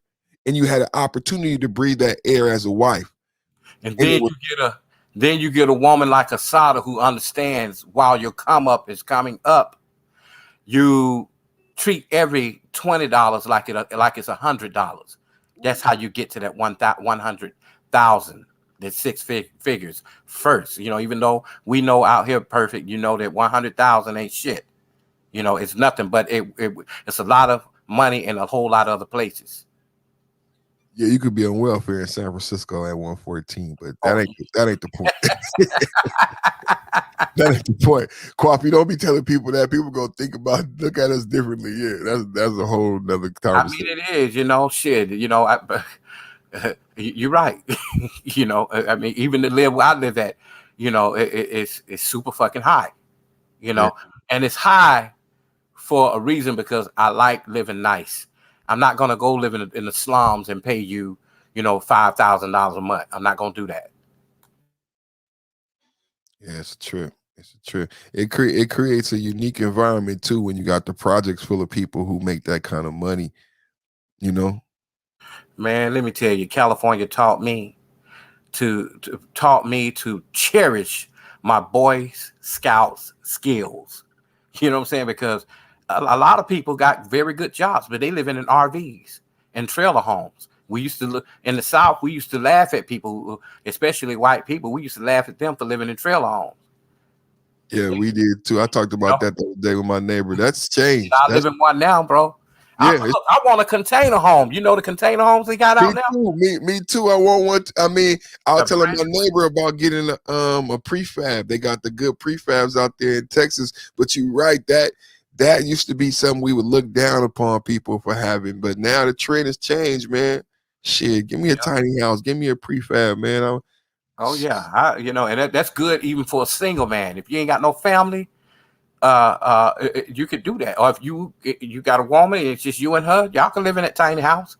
Come But on. but even with the trailers now, even if you go on the dock before you get to the Bay Bridge, they the containers they sell them motherfuckers on Facebook Marketplace for $1,000 each. You But this get you six. Oh yeah, you get it's a six. lot. It's a lot to build them out, though. That's why they got so cheap. It's a lot to build them Guess out to what? make. Du- Yeah. di- During the pandemic, there are a lot of contractors and builders and Mexican men who are very good at math and building, trust me, they would have built that whole motherfucking thing for no more than 20,000. I'm telling you. hey, but see, that's a lot though, because in Texas you got them for 12. Oh, really? Yeah, And they already. also don't have a spot here yet where it's regulated, where they could zone it because Right. earthquake. But I'm gonna tell you, like I told you, I haven't felt number one earthquake since I've been back out here, and that was in Fairfield. You know, I was at a friend's house and he was like, "Hey man, hold on to the wall." Like I'm laughing and shit. He said, "Why you laughing?" He said, "It's an earthquake." I said, "Really?" No, I was thinking about doing a show on it. I don't know what I'm gonna do my show on tomorrow, but it was a heat wave in June, so it's the hottest June in like a bunch of years. And then this past week we had like a bunch of earthquakes. If you Google it, it surprised me because my brother hit me like, "Yo, did you feel that earthquake?" I was like, "No, I was in the car." But then I Google it and it said like San Francisco had a big earthquake. And like this week, it's been like a bunch of earthquakes throughout the Northern California. Like Google it, bro. It's gonna surprise you. It's gonna scare you. But I said to my wife, I was like, it kind of makes sense because we had this abnormal heat, and that's what we look for. And when we get them weird hot days, I always wonder if an earthquake is coming. And Yeah. the water is boiling sometime if you're down by the Leo. Yep. It gets hot, but it gets cooler. Like I was in Diamond Heights last night, and it was foggy than a motherfucker, and it was windy. So it felt like tornado weather. I got cousins up in Diamond Heights, man. Shout out to my cousin Chauncey, all my cousins out there in Diamond Heights, man. Yeah. I was over in Bernal Heights a week ago. Oh yeah. I used to go over there. Glen Park. We used to go to Glen Park and get in the fights. Lakeview Cats, we would go down to Glen Park, play basketball, go down the fights. Yeah, man. Let me find out you was the bully. No, man. No. Just that you know how it be when you go out of your neighborhood, man, and play basketball, man, and different. We was unique in San Francisco because we had that park and rec, like OJ Simpson helped put in, and then we had, like you said, you had the Boy Scouts. I went to the Boys Club, and then I went to Camp Mendocino, so I would go away to camp with the Boys Club. I spent a lot of time with the Boys Club and going away to camp with but them. You know what, though, man? The best kept secret, and I'm gonna stop talking because I know you want to say something. But anyway, the best kept secret about San Francisco is that we had a black everything down by Fillmore, man. When you go down through there, they don't ever talk about that. Like Fillmore is famous. The Fillmore is famous. I know, right? And it's only one black man that's still alive to tell that story. About and you got a couple of conscious black people who are still got their businesses on that strip right there, but it's not many. But you got black people that still live in the neighborhood right there too as well. And shit, I think it not Presidio, but that's our Harlem. That's a historic area. That's our Harlem right there, as far as music and everything, man. That's gonna be in history. But I know what you mean. We got to keep it alive. It ain't like the Mission. Like they keep that alive. That community keeps that alive. People know about that. So that's our job to keep. What they keep quiet though? They keep the Tenderloin very, very quiet because it's by the white folks. Well, keep that quiet. We can go ahead and keep that quiet. I know all about it. But I want to reference back to the topic about we got not we got the hookup, but where the hookup for free.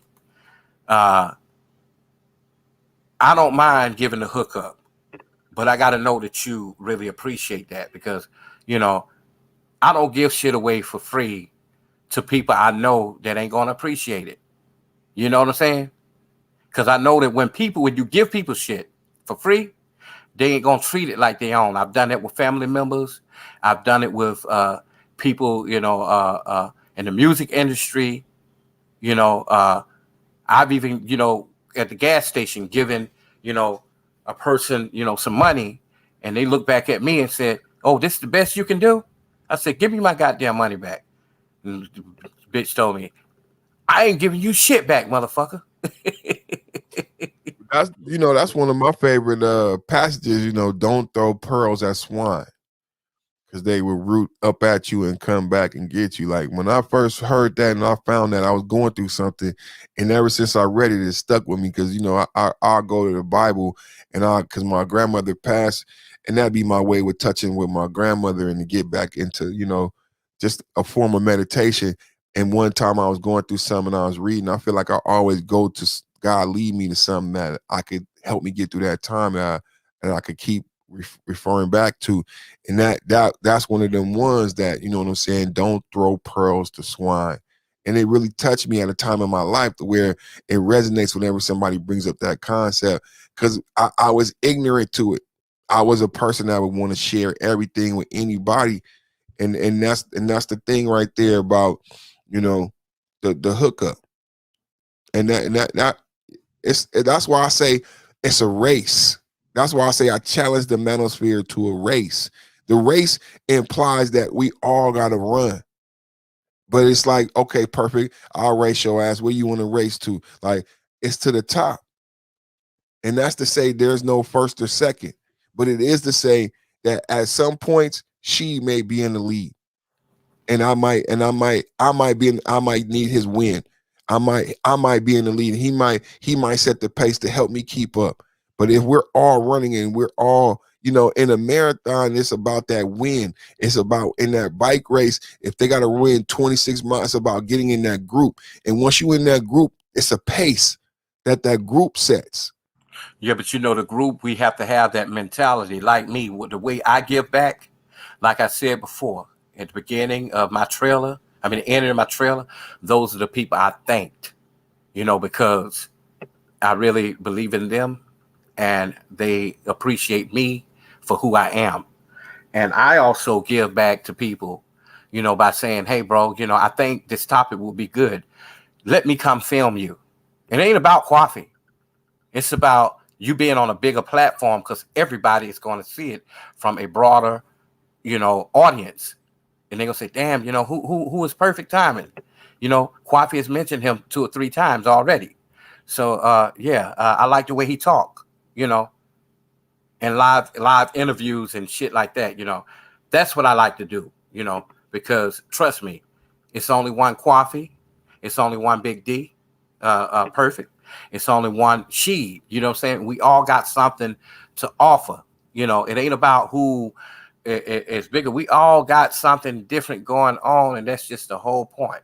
I don't care if you mention somebody else on my show. It ain't gonna take away from Kwafi because it's only one Kwafi. Trust me, I'm unique. One and original. One in a million. Go ahead and hit him one time with that quote. 1 in a million. It depends on which 1 in a million you're talking about there, Leah, or the other. But 1 in a million. I like that one better. I like that one better than the chance of a lifetime. That's the one, right? I shows compassion and send to me a stroke of love on you. Hey, only on the 3 Musketeers, baby. We lost my boy She be making them double-decker sandwiches. He gonna be right back, man.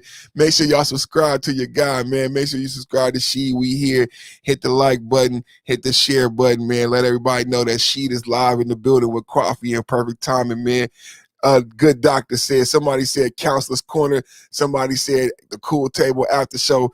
It's all that, baby. You know what I'm saying? Sometimes the conversation be so live, it be so lit, it continues. So it be continuing around the whole table, man. So much to offer. Pastor $40 been creating some great content. So make sure y'all subscribe to Pastor, man, with some great live streams. And he got some contentious guests over there. Toya been throwing up stuff after so much pressure. She creating great content, man.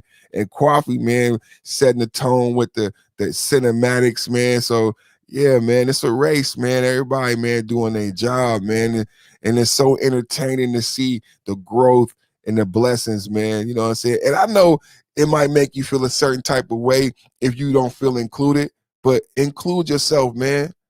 Everybody. And like the brother Jeff, how he felt empowered to speak and bring something to the table, man, That's what it's all about. Look at this brother out there working. It's all these I Jamaicans, know, working. man. There you go. That's a working man. You know, All these. ain't into that Toya, pretty boy shit like us. Toya, you gotta promote your channel better. I'm dropping my shit around here.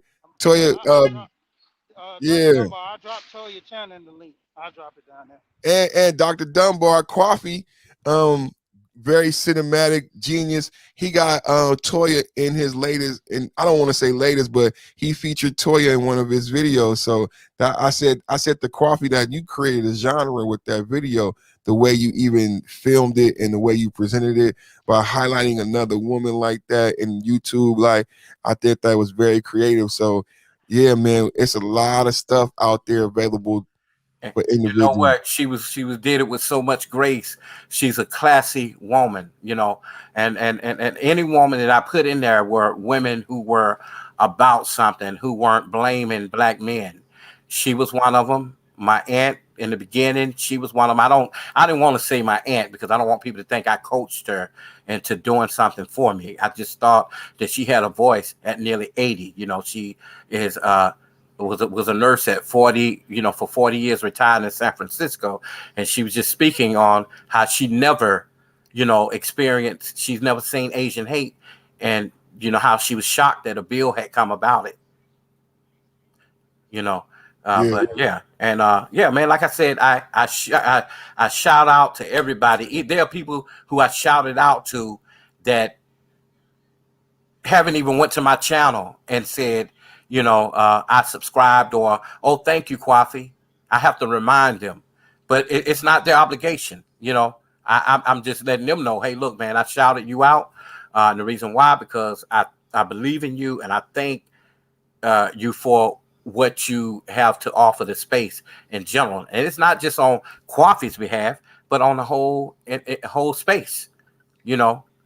And a lot of people when you got a whole bunch of people already and you're a content creator, you may not remember who Kwafi is. I may have been on your panel and you still may not remember who Kwafi is. I don't know about that. They're gonna remember you, bro. For sure. For sure. Yeah, man. Throw your link in the chat. Everybody make sure y'all go take a look at our sister, man. She doing big things supporting the cool table, man. You know what I'm saying? It ain't about bashing black women, man. We over here, man, elevating man, 5.0 politics, cool table in the building, man. Somebody said I sub to all y'all, gotta show love to one doing the right thing, man. That's a blessing, man. That's what I hope. That's what I'll take from the title. That's what I'll take from the title. Like from what I heard she with his opening statements about like participating, man. Everybody, it reminds me of that old story I present to my wife and people I mentor, because a lot of people didn't get raised like us. You know, in the 70s, we still got them old stories. Y'all remember that story about baking the bread and the old lady with the chicken and everybody, like she kind of get everybody to help her plant the seed and you know everything. But when the bread was baked and she put the bread on the windowsill and everybody could smell the bread, and sometimes it's a pie and everybody from the neighborhood wanted to come and get a piece. And she said, oh, no, no, no. When I asked you to help me with the seed, you was busy. When I asked you to harvest the wheat, you was busy. When I asked you to with the flour, you was busy. When I asked you to help me bake and cut the oven on, you was busy. But now you can smell the bread, you want a slice. And you know, man, it's pretty sad that people are like that. Now, I reached out to people. I'm only going to ask you once. If I ask, I say, hey, man, you want to be filmed? I think this will be good for your channel, but also you have something to say. Is why I'm really doing it, because I just don't. I'm very careful about who I pick. You know, there have been several brothers in the manosphere, which which are black men that I have asked, and they kept saying they would do it, and they had me waiting around, and was like, you know, every day the videographer was charging me $100 extra because of waiting on them, and I was up to nearly 2,000. I said, fuck this, let me just deal with the people I'm dealing with. You know what I'm saying? You know, because we sit here, we talk a good game about being leaders in the manosphere, but you know, we don't even want to have a voice on nobody else's channel. You see what I'm saying? But that's why we gotta bake the bread. That's what I say.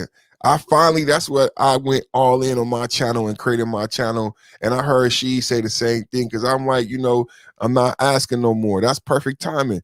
It's a platform to discuss the undiscussable, and where I'm not asking, I'm baking the bread. And, That's and, that. and and people could smell it. It smells so good. That's what all the hate and the trolls and everything, because the bread is being break. And everybody's like, oh man, he really did it. He really created 5.0. He really baked the bread. Like it's really a bread oven over there.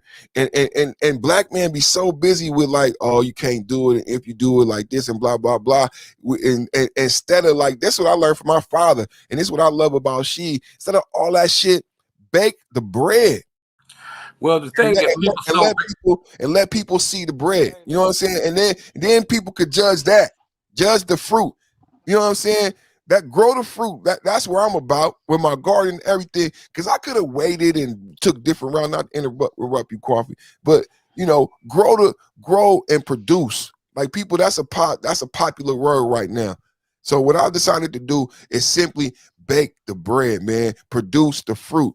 You're gonna judge me on my fruit. You're gonna judge me on my bread.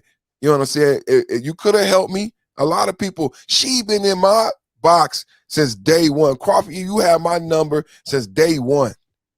It's gonna be people, but it's like bake the bread. You know what I'm saying? And then let that show from my fruit who I am. Because it's a lot of people out here with a lot of fluff. You know what I'm saying? We waiting to see your loaf of bread, bro. We wait. well, let me we tell you wait. this. Let me just say this. Try this real quick. Okay, go ahead. Go ahead. Y'all go ahead, drop your links and stuff like that too. I'm about to drop off for a minute. I'm gonna come right back.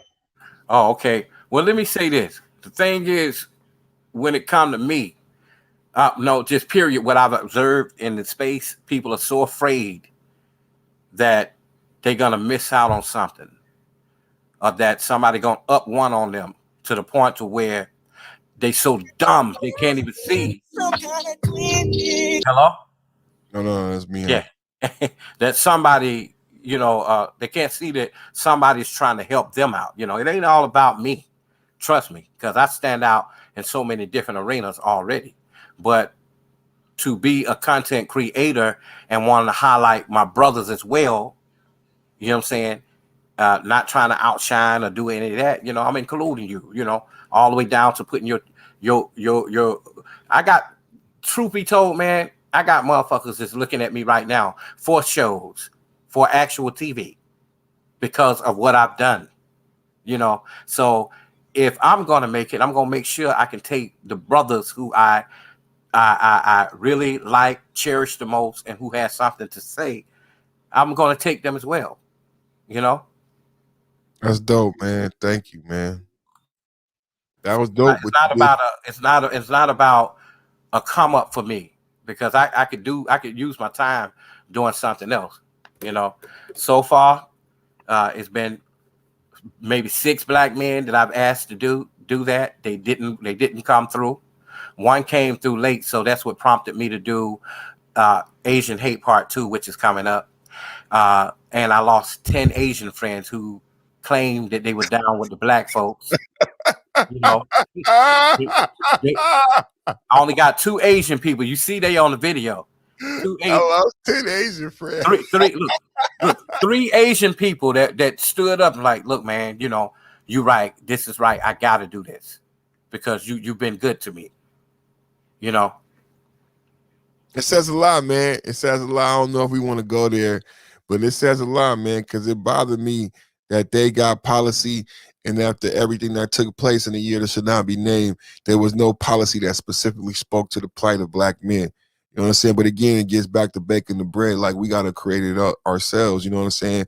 I like what Black Guru has said about creating a brief, where we sue black women in an effort to just express what has happened to us, and to get that cemented in history about the current plight of what we're going through as we bring ourselves out of this.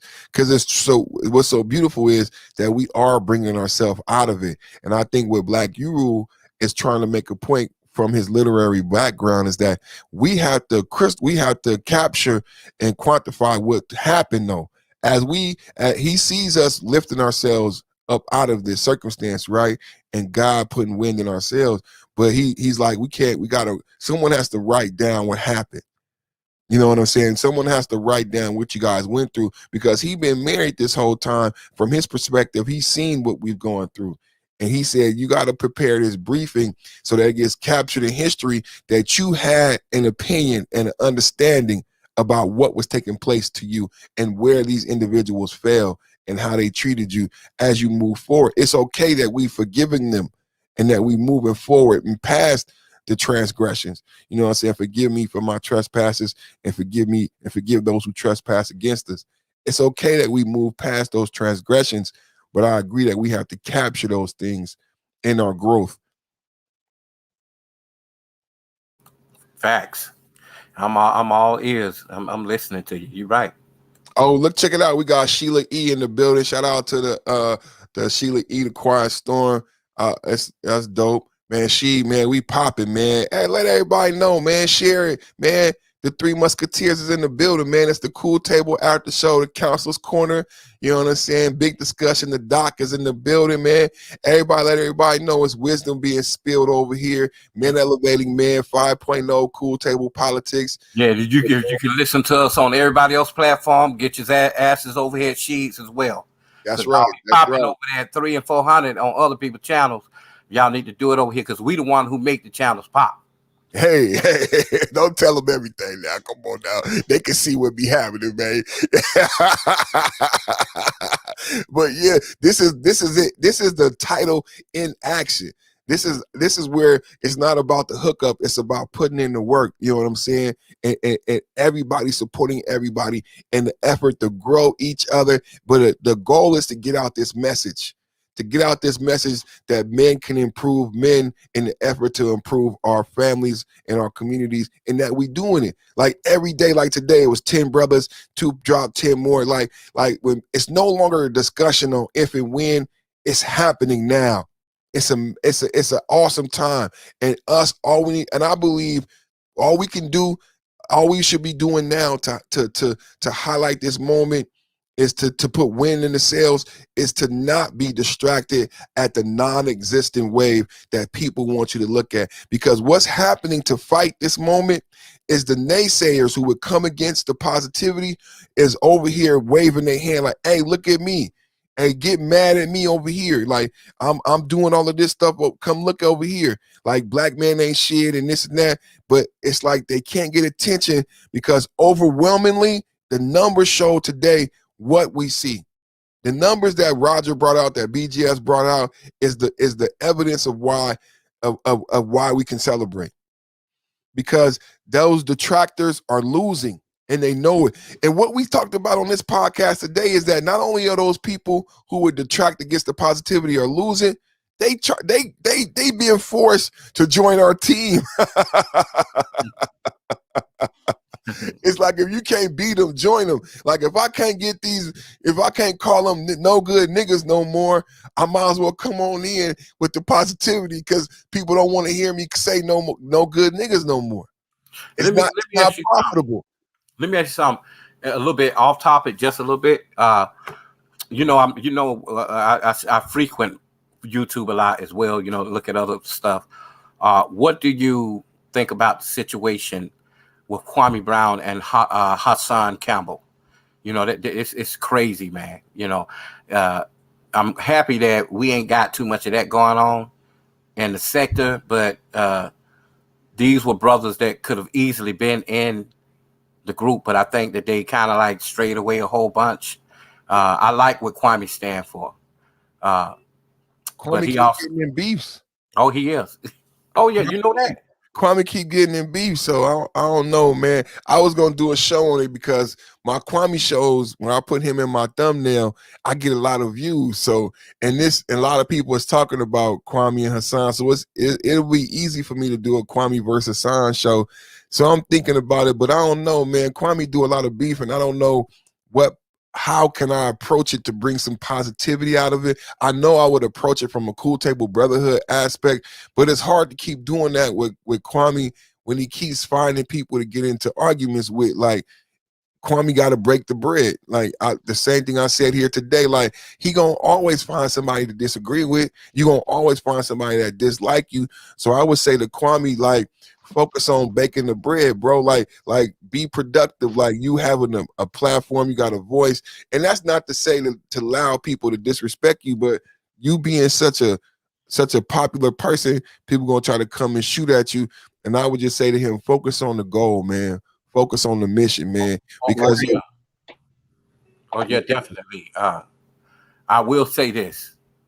What I do like about him, he do talk about helping the boys and the coding and STEM, that type thing, but you can't never get past getting to that point when you have to continue arguing with these fools, man, back and forth.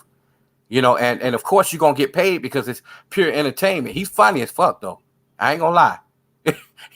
He funny, man, but this other cat, he is super bitter. He looked like he just wanna, take you down.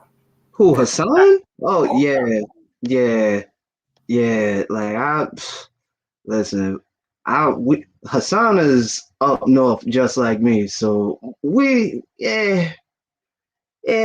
not a good look for him.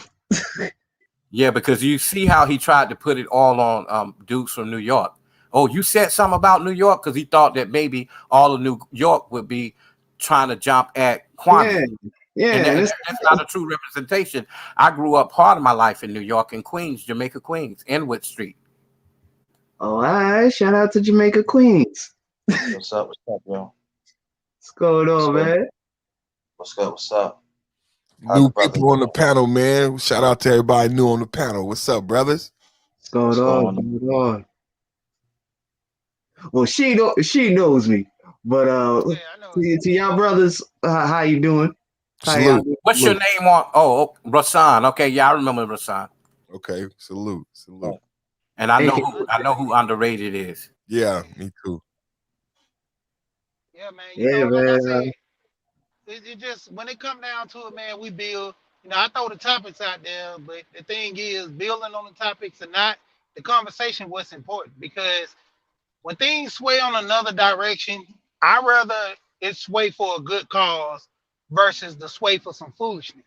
If it's foolishness, I'm gonna end it there. We're gonna go back to the topic. But if it's something that we can build on and work with, because that's the thing.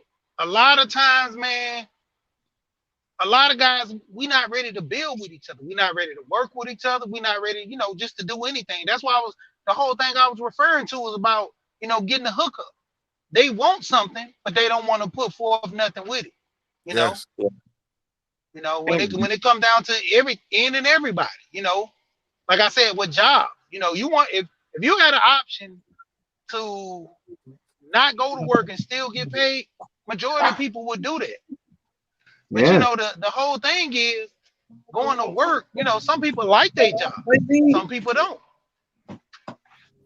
The whole point is, I think that a lot of content, people who follow certain people have made these people their gods. Like Yep. statues and Yeah. all teachings at times. So, until they do something wrong, then they unsubscribing when really they should have been looking at the main thing. I would never go along to get along. I'm not going to agree with you. If you're fucking wrong, you're wrong. I don't care who you are. My Yeah. closest brother, if you're wrong, I'm going to step to you and tell you, hey, look. Or if I felt like you came out of pocket with me, I'm going to tell you, even if it's on your own show, you know, Oh, because I So don't like when people, when the cameras start rolling, it's cameras like action and you want to try to shine on me. You ain't doing that to Kwafi. and behind the scenes, man, I'm sorry. It's a cult like following. Beasley said all the time. A lot of people don't like Beasley, try to give him a bad name, but you got to understand this. Beasley tell you he's a troll. Beasley tell you he do this for entertainment and fun. Now, when you start speaking on people and putting people name down in the dirt, Yeah, it comes with the territory. But the Mhm. thing of it is, like I'm gonna put it out there. Him and Angry Man got beef. I like both of them. Ain't nobody gonna tell me stop watching him or Angry Man. Either one of them tell me stop watching, I'm Facts. tell them fuck them. That's y'all business. That's what y'all got Facts. between y'all.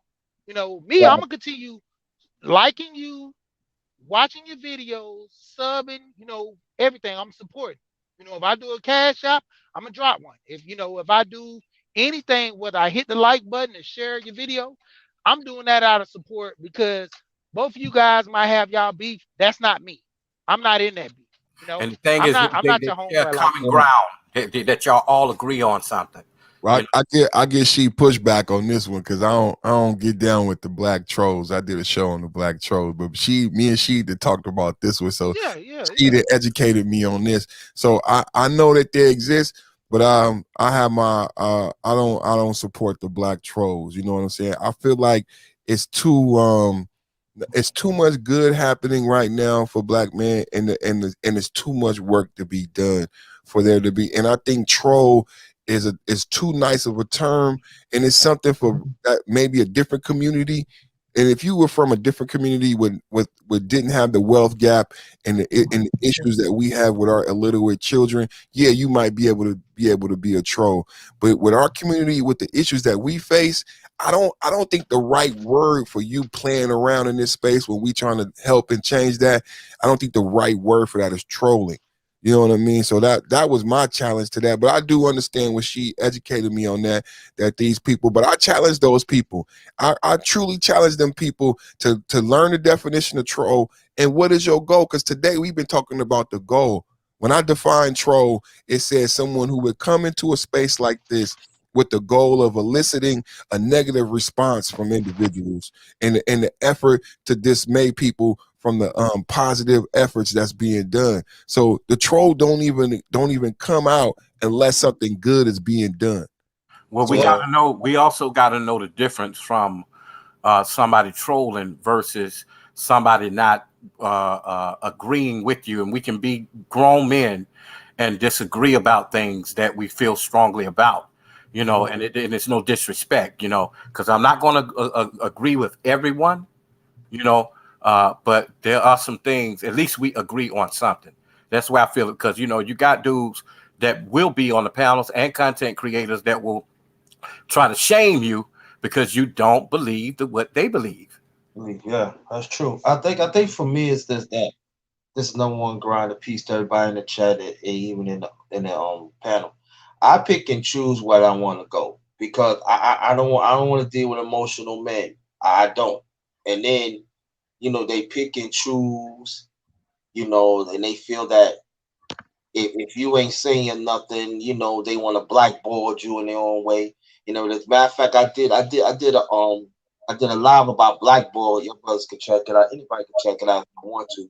Go check it out. But that's what they do. They want to promote who they want to promote to fit their criteria instead of let the message be throughout the masses. And until we understand that we need each other and we respect each other's existence, it's still going to continue. So that's one of the reasons that like brothers like this we got to we got to support it and stuff because they are brothers in here now. It's like young and old. They do blackboard others because it doesn't fit their criteria, and that's why we in this position right now.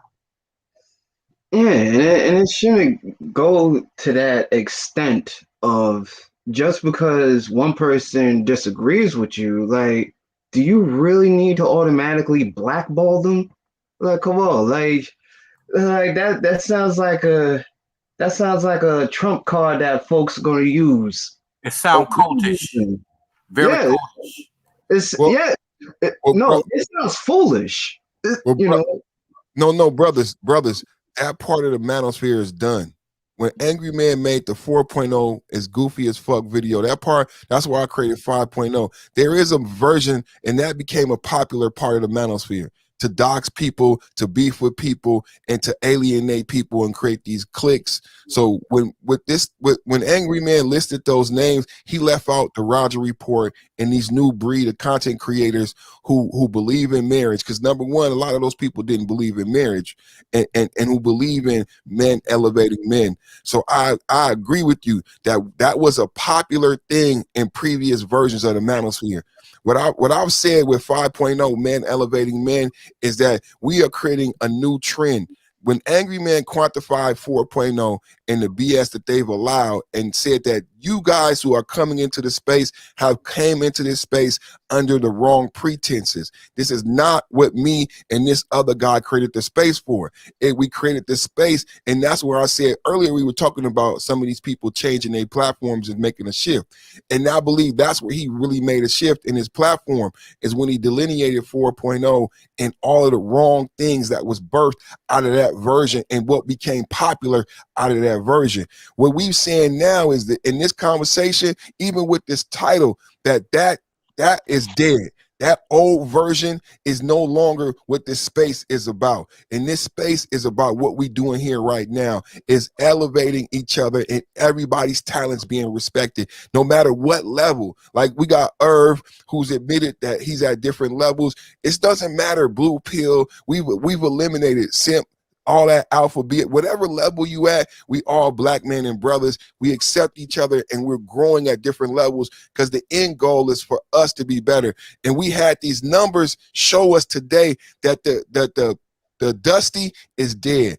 All of that shit that in the previous versions where people would say, well, you Dusty and all of that, well, the numbers bore out that the black men are not deadbeat fathers and black men are not having babies. So the training is working. The Jedis are out here and we know better how to choose, and we're not having kids out of wedlock. So there's no need to beat up on each other anymore. We need to move toward building stronger confidence in each other and building a brotherhood. And what I've said is after the brotherhood is the networking, because a lot of people have said, where is the business? Where's the monetary things that we should be doing in this space? What I said is that will come once we build a healthy brotherhood, because you can't see yourself doing business with somebody who you don't trust. You don't know if he's going to pay you back. Coffee just said he was $2,000 up in budget. But we got to build this healthy brotherhood so we respond back to each other, we respect each other pockets. That way we feel comfortable with going into business with each other. That's what the progression. I don't say that part of manosphere is dead to put anyone down. I say it's dead so that we can move forward and get to that part that people keep asking about. Why aren't we having networking? Why don't we have investment groups? It's because we haven't built the trust within each other, and that starts with the insecurities within ourselves. Once we could build the healthy brotherhood where we trust each other, then we could do that networking where we could start building businesses and actually benefit from YouTube as others pay $50 million. This Jake Paul clown and fighting $100 million offers. Like, it's money in YouTube to be made. We missing out on it, but it's because of the lack of trust and us being bogged down in the beefing. And you know what? I agree with that. Now, what I look for, I look for good in everyone. You're good for something. Otherwise, you wouldn't be in space. However, I look for you to be a man at your word. You know what I'm saying? Because that's all you got. Your word should be everything to stand on. The same men that be in the spaces speaking and talking, I don't expect for you to be,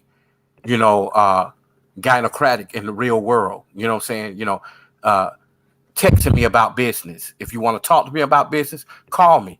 Because if we get into a conversation and we're supposed to be doing business and you don't answer back and then you come back 3 or 4 days later, I ain't going to want to talk to you, because that's a female trait. I don't like that. You know what I'm saying? I don't have that kind of time to try to do some business with you and you ain't even serious about it yourself. So I'm very careful about that, So that's how I roll.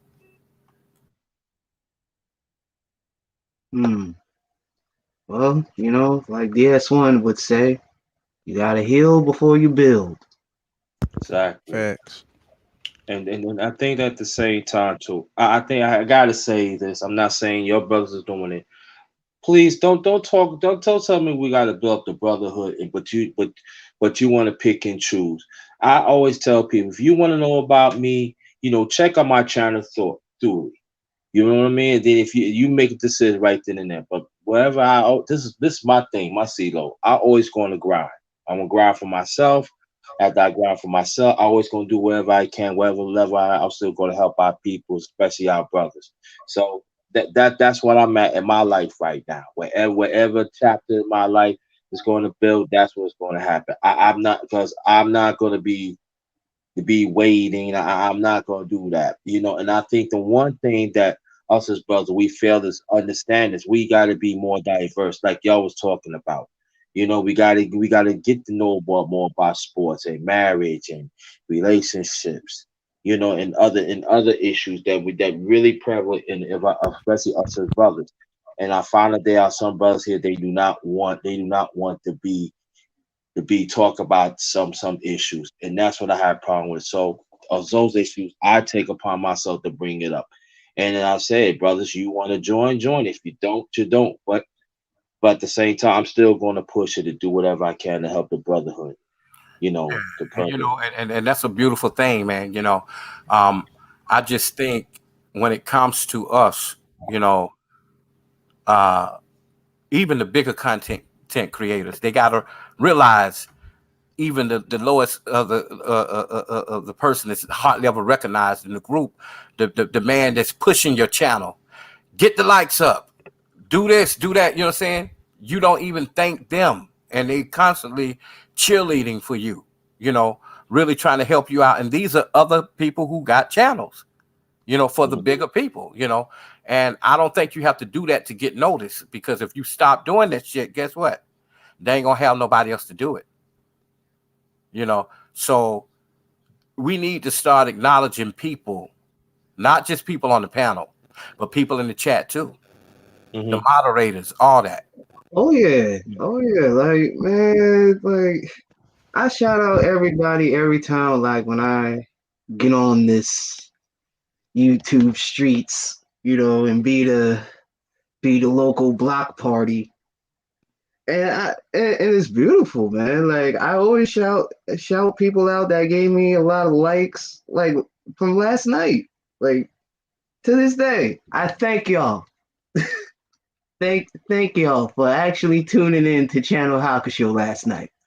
But Mm. yeah, man, like that's all that counts. Yeah, that's all that count, no Yeah, matter how man. big it is, but just that support, because like I said, like she is on every sector every channel you go to, you will see him there, and he's, shouting out to people, telling them, get the likes up, come to this channel. He's Mhm. basically your internet uh street team. You know what I'm saying? Like you like if you was a street team getting, how people back in the day, in order to get your album heard, you had a Mhm. street team posting up posters. She is that Yeah. guy, and I think for so long it has been overlooked. Sir Anthony, my frat, he one of them too, but nobody Mhm. ever thanks this man. Yeah, You I know, thank him. I yeah, of do. course, of course, of course. Because I know Sir Anthony, he the one. Sometimes he say, "Yo, underrated man, like, why you don't go on, man?"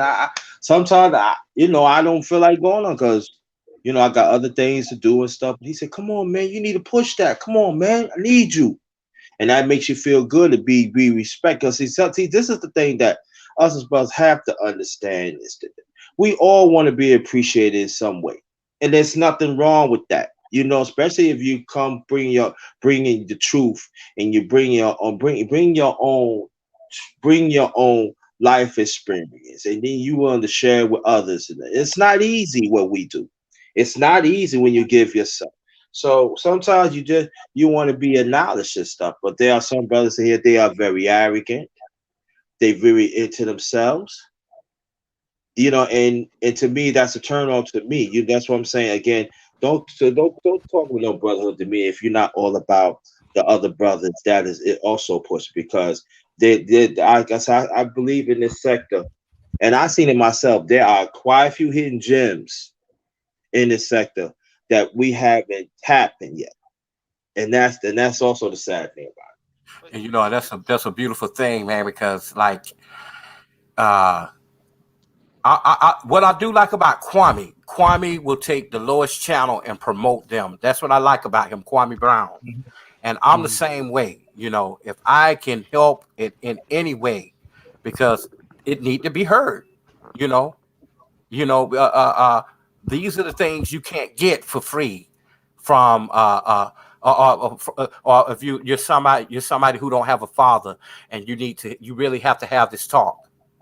Nobody ain't gonna tell you this shit. That's supposed to Nobody, be a counselor. nobody, man. And this is, I also promote martial arts too, and I tell people like get into martial arts, man. Like, you know, there's Oh, people get that's out of here. going to show support. Get out of here. Because I do MMA talk too on Sundays. Y'all can check it out. So Oh, do that. I'll definitely Yeah, stop by, definitely, man. man. I'll be checking I'll you out, definitely underrated. And boxing too. I do music and stuff. I got a variety of stuff that I do and everything. But but I came in just for the brothers. I came in the vibe. But like I yeah. said, just check me out. That's all I'm saying. Just check me out. Make your decision right there and there. That's all. You know what I'm like I saying? say, But people go ahead and drop their link. Sorry to cut you off, underrated, but I was just gonna no, say, go ahead, go people ahead. I'm drop their finished anyway. links, man. People drop their links in because my whole thing is I want to support guys in this space, get guys, as Nina was saying, I'm street team hype man. I come in, help people, with their channels and stuff. I don't care about nobody support my channels or not. I'm just here for everybody else, man, helping people out because when I want to build my channel, I'll build it. I know how to get things together. Like I said, I used to do promotion, so And it's trust me, not a he thing. got the equipment. He got showed it to me. Yeah. Yeah, like that. Like I got more cameras I'm finna get as well because to be honest, I actually just found my paintball cameras in one of my wife box actually. I don't know how I got in there, but I got all my paintball guns in. I'm giving them to my little friend, his son, because I don't go as much. But I got the cameras. I'm gonna use them. They HD. Like I said, I'm gonna show them. I got like them little Harman Kardon speakers. I'm big on technology and stuff. Uh-huh. Somebody got a little background. But Well, the crazy, I want to say something too. With Gold Professor, that's why I always go on his channel and Art the Star, underrated, because those guys, even with DS1, how the message that he talks about with the guys healing before they build, that's what keeps me going over there getting an understanding. Gold Professor, when I first heard his 9 laws of self-govern, that was the key right there because guys are not talking about things to help you build yourself. They're only talking about what the women are doing, how we can't get caught up. But the whole thing is not getting caught up from the start. What are the keys that can, help you not get in that position to lose? And he talks about that in 9 laws of self-government. You got DS1 talking about the was it the 10 laws to the life 10 life value system, and with that as well, you got guys that are out here giving the information that guys need. Now it's up to you if you take heed to it and do what needs to be done in your life. But the whole point, the information is out here, and it's the space is growing to where guys are helping each other more. Me and Kane, we working on something to where we trying to do a little job together, to where we can issue some type of company where we're gonna be working with each other. And I told him, I said, man, this is gonna be a good thing because, like I said, I don't know what other guys are doing stuff outside of the space because, and generally speaking, most guys don't want to talk about it just in case if it's a dud, or guys don't want to talk about it because you know how people always say, nah, man, they ain't gonna do nothing, and they do. They there for the hate. They ain't there for the support. So when it comes down to it, the space is needed for everybody to grow. But the point of it is, we got to have guys working together to make the system grow. When we have all these guys that infighting and back and forth with each other, it ain't helping the community. It ain't helping not one guy. We can sit on the panel, argue about stuff for years to come, but in the end, if it's not helping, then what? Like, what are we doing but mostly just damaging the community more than helping? You know, that's why I say I like to promote guys' channel. I like to help guys, get an understanding of what's going on around them. And like I keep telling everybody drop their channel. You know, I actually won, to be honest, man. I see you all the time. I never knew you had a channel. I think one time I went and looked for it and couldn't find it. So I was like, well, I guess he don't got a channel. That's what a lot of people. If you never say you have a channel on the panel, nobody never knows. Because the moment I hear somebody got a channel, I start looking. Because I'm like, if I look this time, I couldn't find them. The guys on the panel, I'ma ask them if I can't find the channel. And you I know do what? that every time. You know what? And we have to make some of these guys have the confidence, because everybody can't get up and speak. It take a lot. No, man, I don't want to get up there and speak, and they're good at probably putting things together, but we need to instill that confidence a little bit more, because if you got a message, we need that to get out. We need that message to be heard. You know what I'm saying? You ain't just on no foolishness. But I noticed that the brothers who are not on foolishness, they always are the ones who are standing in the shadows. You know what I'm saying? If you ain't talking about foolishness, like Ike OG, I mean, that brother right there, he one person that could bring the whole panel together, even if we don't like each other, and tune into his channel, and he's giving you some very informative information, all the way from mental health, all the way to business, all the way to breathing exercises. So we have different brothers in this space who specialize in different things. Like me, I'm a fashion designer, ex law enforcement officer. If you want to learn anything about fashion designing, I only do menswear. I can show you that, but you got to be willing to learn the 101s and not just think, hey, I'm going to be a fashion designer tomorrow. It don't work like that.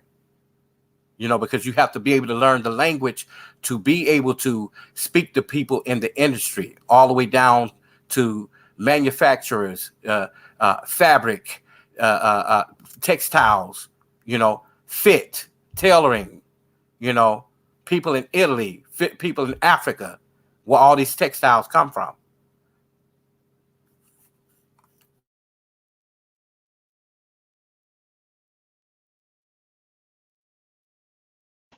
That is, mm, yep.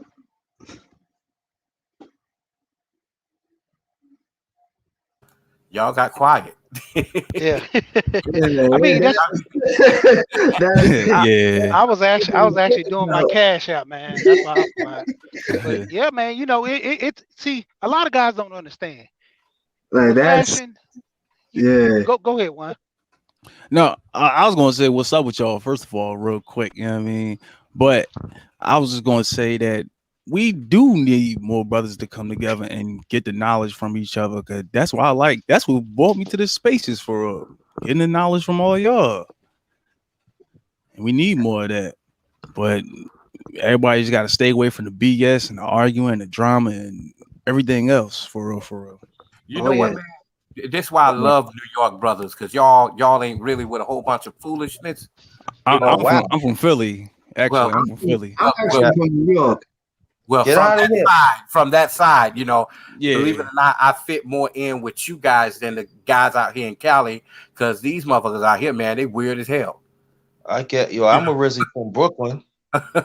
you know, and I'm Mm, like, yo, I identify more with that and brothers down south like Georgia, because y'all kind of really know what time it is. Mhm. They just now learning what time it is out here when racism start to hit very hard, from the Asian hate all the way down to us just walking in the store past each other and not speaking. You got the light skinned brothers against the female type shit. You know, they don't see it, but you can see it. You can walk past a nigga, that's a light skinned dude. You be like, man, this nigga think he all that, you know, because he do. You see it. It's some female type shit, but it's there. And the women out here, they go for those types. And that's the sad part about that. That's the sad part. you It's know, like it's reversed. I mean, no, the men out here don't know how to be men, man. They deflect. They just like women, you know. I feel like you were trying, you know, dude. Let's stick to what it is. Right. You know, Yeah. you can't work with them. They, you know, I can go to New York any day and get a beat made. You know, while the brother getting right on the fucking MPC and doing it for me, versus the weak ones out here.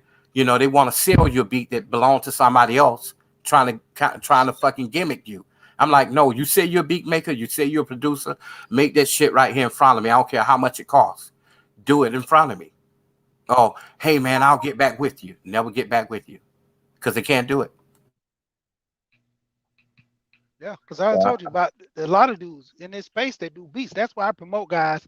Mark Nash, he has his own channel. Check him out. He do breaking the beats. He talk about rap. He have artists come on. I gotta pull up the guy who I met over there on Perfect Timing podcast. I know Rose Gold is one of them. His boy is Laro, I think. I forgot his name on YouTube. But then you got Dusty. He do beats. You know, he make beats. These guys, you know, they do all that stuff from Oh, the really? jump. Dusty? Oh, I didn't Yeah, know. yeah, Dusty made he got all that stuff. That's why when he be on Cuda, dealing with Cuda, he be telling him, he's like, Cuda, I got this, I got that, I got this mic, I got this machine. You know, he got beats for days. I know one night he just started playing all his beats. He was like, what kind of beat you want? You want trap beat? You want the Jamaican style? You know, you want the up New York, you want the down south. He had all those beats just already laid out. I like that. Yeah, Cuda. I talked to Cuda too. So yeah, he all into that. Me and him got the same machine. We got the top of the line MPC, the one that just came out, the gold edition. You know, Yeah. I'm a musician, so I play actual woodwinds, horns, trumpet, saxophone, Cool. clarinet. I could play the fucking, acoustic guitar. Like I said, I was in band all through, marching band, high school and college and concert band. So I can do it that way, and I can write music, but I'm not good electronically. So because I got tired of gimmicks with these beats, so I ended up, buying the machine. So when you do my shit for me, it ain't gonna be lodged into your computer. It's gonna be lodged into my standalone machine where I take that shit with me. I pay you for it. We sign a contract, and ain't no reselling my beat. And you're gonna do it the way I want it. Not the way you feel that it should be done because you can't do it. Rashawn, don't you do beats and stuff? Don't you deal with that too? Yes, I do. Hey, I actually do make beats. Oh shit, I need to get up with you then, bro. Because I even promote brothers, even in my documentaries. The beats that you hear, they come from actual guys who made the beats. Crate leagues. Yeah. Oh yeah. Yeah, I know about the crate leagues. They actually are like my go-to guys, man. Shout outs to them. Like, man, like they And it's like you don't have to worry about sample clearances. Put it that way. definitely, I like, but like, anything you hear that sound like Asian in that video part one, that was made. It was one of the guys who made the beat for me out in Oakland, and he's a real cool brother, but he didn't want the credit for it, because I told him how I wanted it. I sat there and told him each sound. But believe it or not, he's the only brother that I have run into out here that could really do beats. It's two things you're gonna find hard out here: dudes that know real hip hop, dudes that know how to do beats and talented, and dudes that know how to cut. They don't know how to cut hair. So I miss Atlanta for that. I miss New York for that. Those are things, those are 101s you should know in this culture. Yeah. Facts. A lot of people don't know the real hip hop, man, today. Yeah, folks They fucked don't around. respect real hip hop. They don't Oh, respect real hip hop. They don't understand that, uh, just like any other genre, like reggae, like Afrobeat, reggaeton. What is that like the Latin Yeah, reggaeton? yeah. That's the Yeah, Yeah, that's yeah. a culture. You know that's a genre that you know what it is. Hip hop should not have ever died out. We need to know our founding fathers of hip hop even before you get in rap. Mm-hmm. Because half of these dudes, man, they not talented when it comes to real hip hop. Believe it or not, I root for the underdogs like Gangstar. Uh-huh. right. MF Doom. I know. R.I.P. Hmm. Yeah, all those, man. Quasimodo. What's his real name? Mad Lib. Yeah, Mad Lib. Yeah. Man, live like Freddie Gibbs, you know. Oh yeah, Pretty good. Yeah, yeah. Yeah. Yeah, from Freddie, Whooper, Freddie. yeah, from Waquan camp. Yeah. Yeah. Yeah, and Yeah. J Electronica. These are the brothers that Mm. are really spitting that can spit. Yeah. Yeah. Hip hop used to be about you telling a story and shit that Yeah. you really been through, not about your chain, your clothes. It was that was gonna show anyway on the video. You looking fly, but we need to know your story. What are you famous for? Yeah. I say Mm-hmm. what yeah. I remember when I was living in New York, it was a grand time because you actually see them be in the community and you see they actually battling lyrics, all that. And then I used to be looking like, damn, I'm part of this. Just looking, yeah, yeah, yeah, yeah. I said one time I see, wait, yo, Raekwon, man, you want to spit against? Yeah, I got you, son. I got you. Watch this, and it was like a joy. I remember I used to go to work. I used to like stay. I used to be there, different parts, just for hours, just listening to them battle and telling their story. And at the end of the day, they slap five, they go smoke, have beer and all that. I miss those times. You know what I mean? That was real hip hop back then.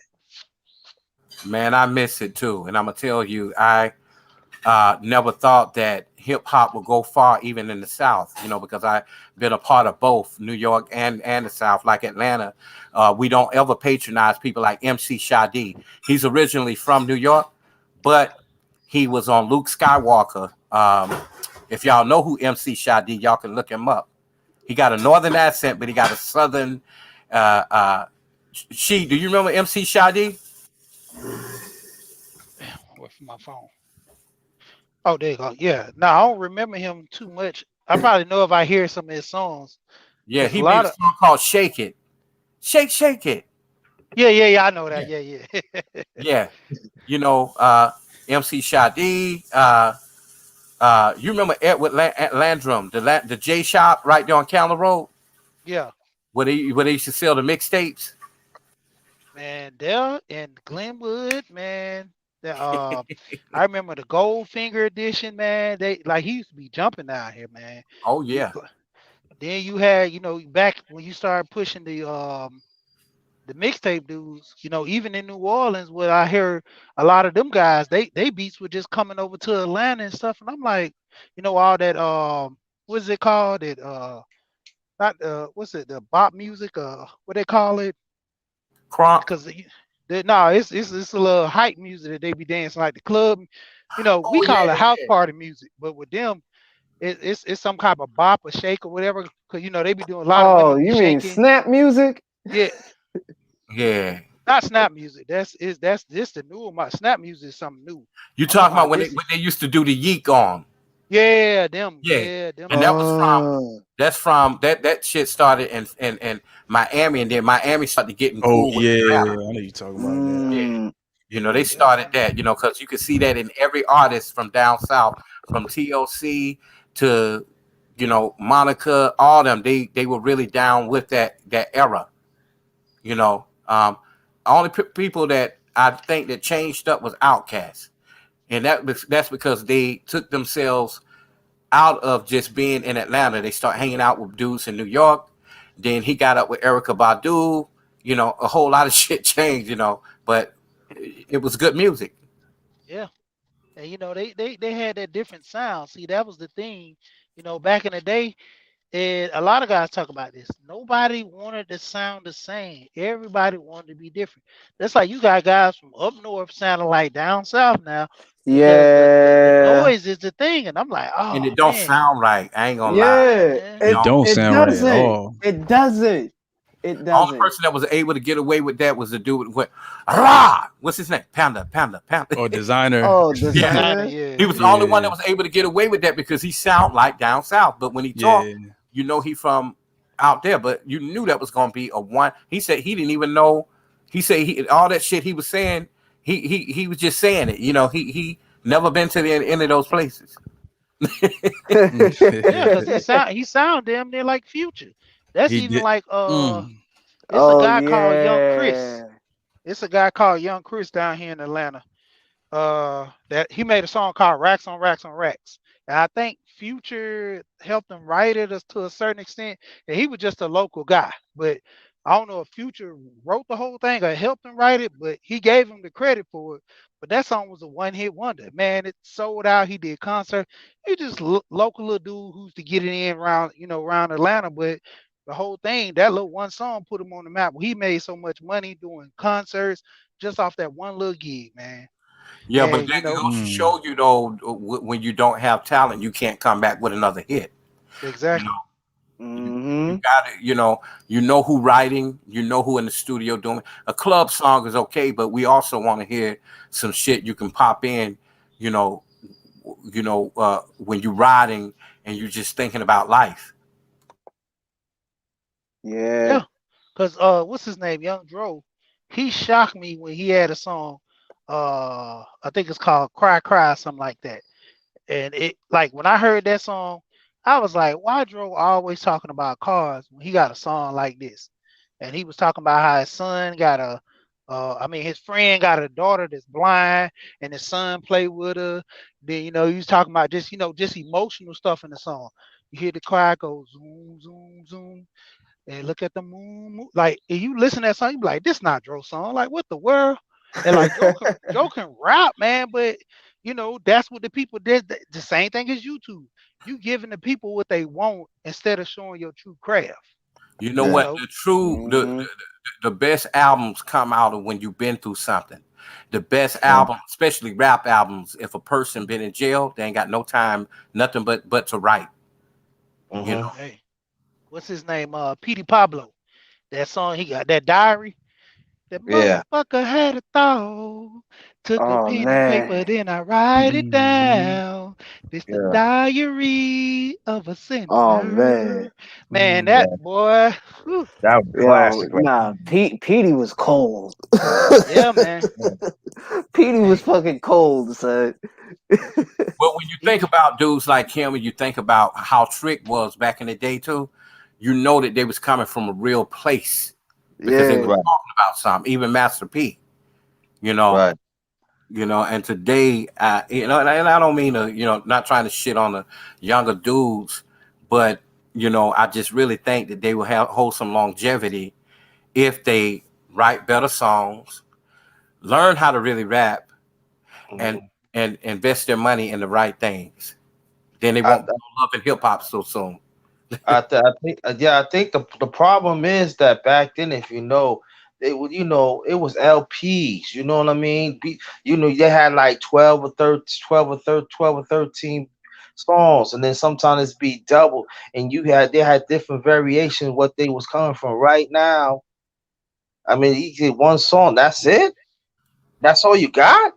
Okay, Even I think that whoever is, I like Timberland and I like what's his name? for real. No, no, damn. that, When he that do the produces, verses, Swiss Beats. But Let's I be. think whoever they are allowing to pick people to go against people, these verses are not turning out right because, like, they got one now coming up with Big Daddy Kane and Rakim. I think Oh Hmm? shit. that ain't Oh, Huh? good. You know what I'm saying? When you think about Rakim, you think about KRS One. right. You know what I'm saying? They need to be in that right along in there. Now, if you're gonna talk about Big Daddy Kane, why don't you do a Slick Rick or do a Dana Dane? Mm, You see, Mm. because they were mm, ladies' men. Rakim was all about, on some Public Enemy shit in KRS-One. Yeah, all about some Black history and stuff like that. Right. Yeah. I can't even see Rakim singing a love song. Nah, I can't see it. Nah, man, I don't see it, man. Cause he never Hey, done it, man. I don't see it like that. Like, lady. shout out to Killer J19. That's the dude I be watching, man. That's his gaming channel, man. Good dude, man. I be over there. Man, I subscribe to a lot of gaming dudes. Real Brother 32. What's his name? Moses Savage. All those guys be on gaming because my oldest son, he game a lot. I talk about them. Just so shout out to those guys who, just keeping it with the gaming aspect. But we can get back to the music. Yeah, but I love that, man. I like the fact that we all it's okay to still be feeling like you schoolboy 16 or 19, even at Yeah. 40. And that way we're able to understand the gaming industry as well. Because I'm not gonna lie to you, I stopped gaming right at fucking Super Mario Brothers. I mean, no, PlayStation. I was about to I ain't even say, gonna lie to you. damn. Yeah, PlayStation. I stopped because I just didn't have the time. I really didn't. But I think I'm more into software now and learning shit like AutoCAD, things like that because I design. So I need to be and I need to be able to have that on point. My math, I'm good at flat sketching and 2D, but I got to learn digitizing. That way I don't have to pay people to do it. Did The you basic. Go, Go ahead. I'm sorry, I cut you off. But No, I go was ahead. gonna say, you ever got into that 3D printing, man? Oh yeah, I know all about that. It's simple. It's crazy. I know that before I know uh, the full dynamics of Adobe Photoshop and Illustrator and the actual CAD. Because those are things we have to learn in fashion school in order Yeah. to cut our own patterns out. Yeah, I got into that just a little bit. I'm actually gonna get me a 3D printer. Get one, get it for my boys to make toys, but also me to get into a little stuff of that because, like I said, I'm big in tech, man. I got all kind of tech stuff. That's like my wife. She was getting on me earlier about these 4 wheelers I got, and even with tools, man. That's why I was on underrated channel. We was talking about this, like why, like the guys like Mace and underrated who talk about sports. A lot of guys not over there, man. And it's funny. Like this is a man's space. Me and child. Like the funny thing was he had a lady on his channel. Underrated had a lady on there. She said she won't even talk to a man that don't even know about sports. She's like, if you don't have just nothing about sports, you don't know who Jordan is. She's like, I can't hold a conversation with you because this is something that men talk about and do. Like I understand if you're not well endowed, you don't keep up with everybody, but you don't even know nothing about the past in your area that you grew up. She's like she kind of find that she wasn't trying to diss men like shaming them, but she was just trying to say it's kind of hard to look at you being a man and you don't know literally nothing about you don't know who Michael Jordan is, Kobe, all the great names, and you want to hold a conversation, that's cool. We can talk about science, we can talk about, movies, but the basis of a man to know a little about sports, know something But, along the lines of, using a tool, like we don't talk about this stuff no more as men. but you know what though, the game, the dynamic of NFL, NBA has changed so much to where half of these guys they get drafted, they get in, and they don't go in to play ball. They go in so they can start hanging out with Drake, Yeah. and partying and all that kind of shit. So they're not playing well, and that has taken the attention off of a whole lot of guys that are into sports. And if you're not at least 35 through 40, you won't know everything about sports. You won't know the 101s of sports. It's the, 101s. I'm not a sports man, but I know some things about sports. You know what I'm saying? Yeah, Because a that's like lot Hmm. of me. I'm the same way. I haven't got into it as much as I used to, but I know the basis. I can hold a conversation easily. and this is how I knew that sports was doomed when Dominique Wilkins went into that restaurant and they didn't know who the fuck he was. Yeah, See, that was Oh sad. Damn, damn. That was that's sad, crazy. man. Yeah. You know, one of the God. legends, one of the legends. I mean, and then to make it so bad to be a guy that played in Atlanta. I mean, not no. I mean, I could honestly say if the women or a couple of young guys might say that, but everybody in the restaurant don't even know who this guy is. They're starting to show because I'm gonna go ahead and see it, man. I was on this lady channel earlier, and I don't want y'all to go over there and try to, throw stuff at her channel and stuff. But when it come down to it, she was like, the conversation leads to be more about, the gossip than the guys over here building. And I was like, whoa. I wanted to say like you wrong, but then I would go to channels and hear guys, arguing about, different channels and, subbing, and I'm like, she kind of right, so I can't really say too much. Like we're the guys that's, all into the sports, man. That's what I be looking like, dang. Like, it's hard to say I'm gonna take up for this guy, but then you go over there, you be like, well, dang, they kind of right. And you Hmm. know what? I look at that too, she, because um, the thing is, what we don't know how to do is respect each other as men. We don't know how to talk to each other and have a healthy debate versus, arguing. And that arguing could be something that's uh, something that's hotep, religion, who's right, going back into books trying to prove each other wrong, addition to arguing about your favorite team. I've seen dudes getting to a fight literally over fucking the Cowboys and Falcons, Yeah, man. and they be really Yeah. good friends. Damn. Oh wow, that's Shit. Wow. Good God. Yeah, man. All in the name of sport, man. And I'm like, come on, as men, why can't we just have this conversation, work with each other, and that's be it? You know, shout out to Cooking with Sir Senior in the building.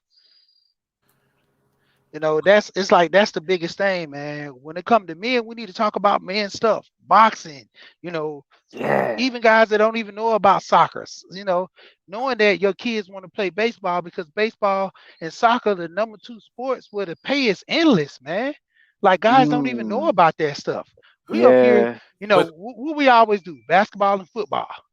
Football, Mm-hmm. you get injured, guys with brain dead over the years, they CAT scans are finding out stuff is wrong with them. Basketball, you throw your knee Talking out or something funny. like that. Yeah. the But beauty of it is in the whole uh, space that we frequent. I don't think any of us really belong to the space because we haven't been inducted, but we follow and we have the same talking points.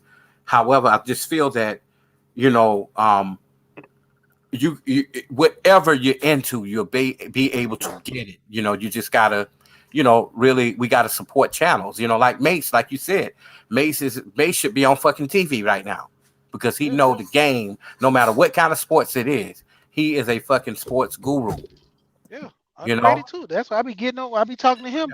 I'm like, when I hear him and Mace, that's why I'm like, why him and Mace don't do more shows together, man? Like underrated should have Mace come over there to his channel, and he should go to underrated channel. They both go side like once a week. They should both promote each other channel where they get on there.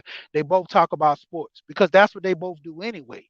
And the guys who's into sports, that's where you should be linking up and talking to guys who talk sports. Because underrated has a lot of guys who come over there. Basement boxing talk, Ricky Williams, all those guys. Black Star TV. All they do is talk about boxing, man. They got the whole boxing down to a sign. Who's what they calling. Crab Ricky always. He'll tell them if it's a fight that ain't worth nothing. He like, man, don't waste your money. Don't give these promoters, don't give these agents the breath that y'all think. Because when they give you them bomb fights, when they just put two no names or a good guy and a no name together and make you pay for the pay-per-view, all they saying is we gonna keep putting crap in your face and y'all gonna keep looking, you know, to give the people what they want. Start like Tank Davis when he came out there and fight it. They all was getting on him, talking all bad about that young dude. Man, he came out there and whooped that boy butt. Then he said he's Mm, gonna start doing 3 fights a year. Like that's back in Tyson era. Like dudes weren't doing no three. Dudes barely can get one fight out the whole year. You know. shit. Oh man, Oh they doing yeah. it. Oh The yeah. Tank is only gonna. thing you gotta do, Oh, yeah, I'm only thing root. you gotta go ahead, go ahead. Sorry, I was gonna say I'm rooting for Tank, man. I'm rooting for Tank. Hopefully, I hope he doesn't get caught up in some bullshit, though. Yeah, That's because all. you know that's what's gonna happen if he don't play by their rules. It's gonna be something that's waiting on him. But he got to know how to stick and move. He got to have a good team in his corner, and he got to stop flipping off the rope, man. He break his ankle. How you gonna fight? Come on now. Yeah, yeah. That ain't a good look. That ain't a good look to show off. Yeah, Yeah, but the thing is, when you was talking about you back in the day, you could barely do one fight. The thing is, it's this social media thing. Yeah, man, I'll knock that nigga out. I want to challenge him, and next thing you know, they got to fight. Mayweather, he that type. You know, you got a lot of them. What's the Spanish dude who he fought? dang, what's the guy name? Or was he Russian? Nah, he was Spanish. He was big, tall, young Spanish dude. He was I think it was like 20 something and old. He had got, I think he was like 20 something and old. I think he had like 21 knockouts. So they thought this would be a good fight against him, and he was taller, had a longer reach. But Tank short, I think that dude was like 6'1", 6'2". Tank is like 5'7" or something. But he couldn't get the reach because Tank kept coming in on him. You know, it's hard to hit somebody with a quick jab when he all up in your chest. So that's why he had the advantage of all that when it really came down to the end. Mm-hmm. You broke him apart. Like one round after another. Yeah. And, guys got to, have that fury, man. When you get in there, with the boxing, doing anything, man. That's why I always talk about on this channel. I always talk with Gold P and them. They always talk about, the knowledge with the 5%ers. But I always been saying that, man. You got to have knowledge yourself, know who you are, know what you want to do. Like I say, how can you go in a relationship with a woman and you don't even know where you're going? All you doing is grabbing her hand and y'all just walking in the sunset. That's it. That's the only goal. Walk in the sunset. Or better You yet, know. oh, she got some good pussy, man. Now we together. Yeah. Dudes will literally go and marry a woman just for that reason only. They don't care if she can't cook, she can't clean. She's got the good box. That's all. And 5 years later, they be over here in this space talking about, man, this girl, she did me wrong. But you never said the only reason you married her because she had some fire head. That's it. Let me tell you Nobody's never and, talking that. and what did Ty City say to these folks? It's your fault. Yeah. I'm done. guess what?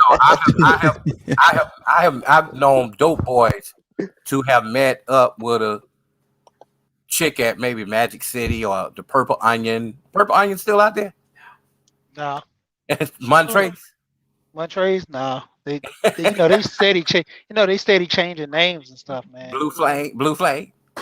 Yeah, the flame gone, Okay. Well, anyway, the thing but is, not that flame still there.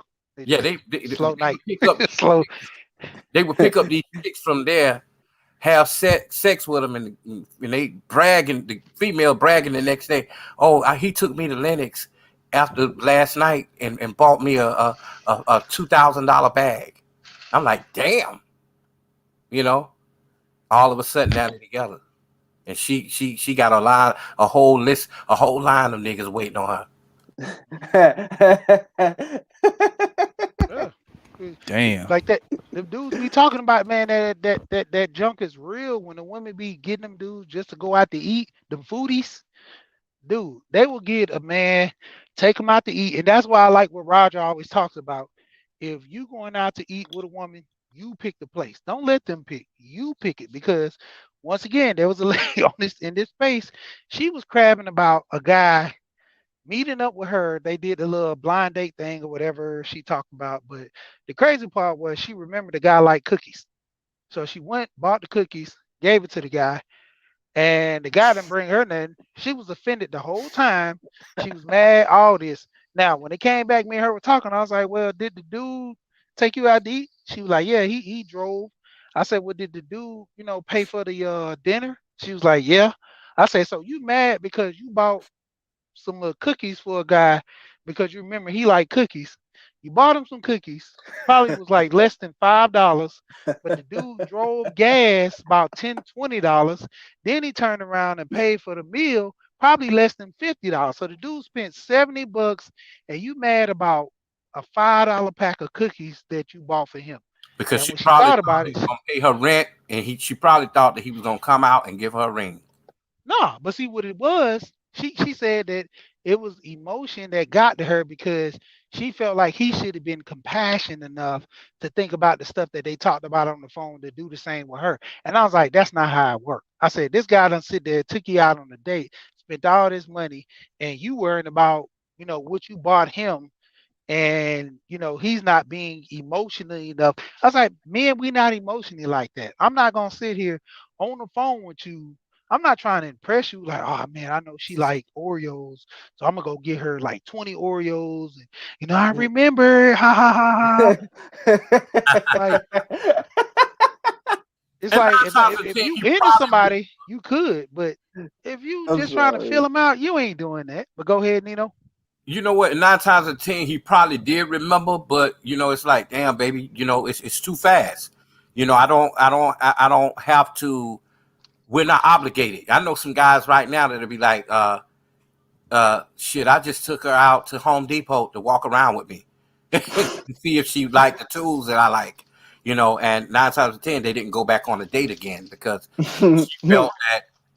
she felt that after she telling him it was okay to meet wherever, that he should have been taking her to fucking what's that place right across from Lenox Mall, Houston's.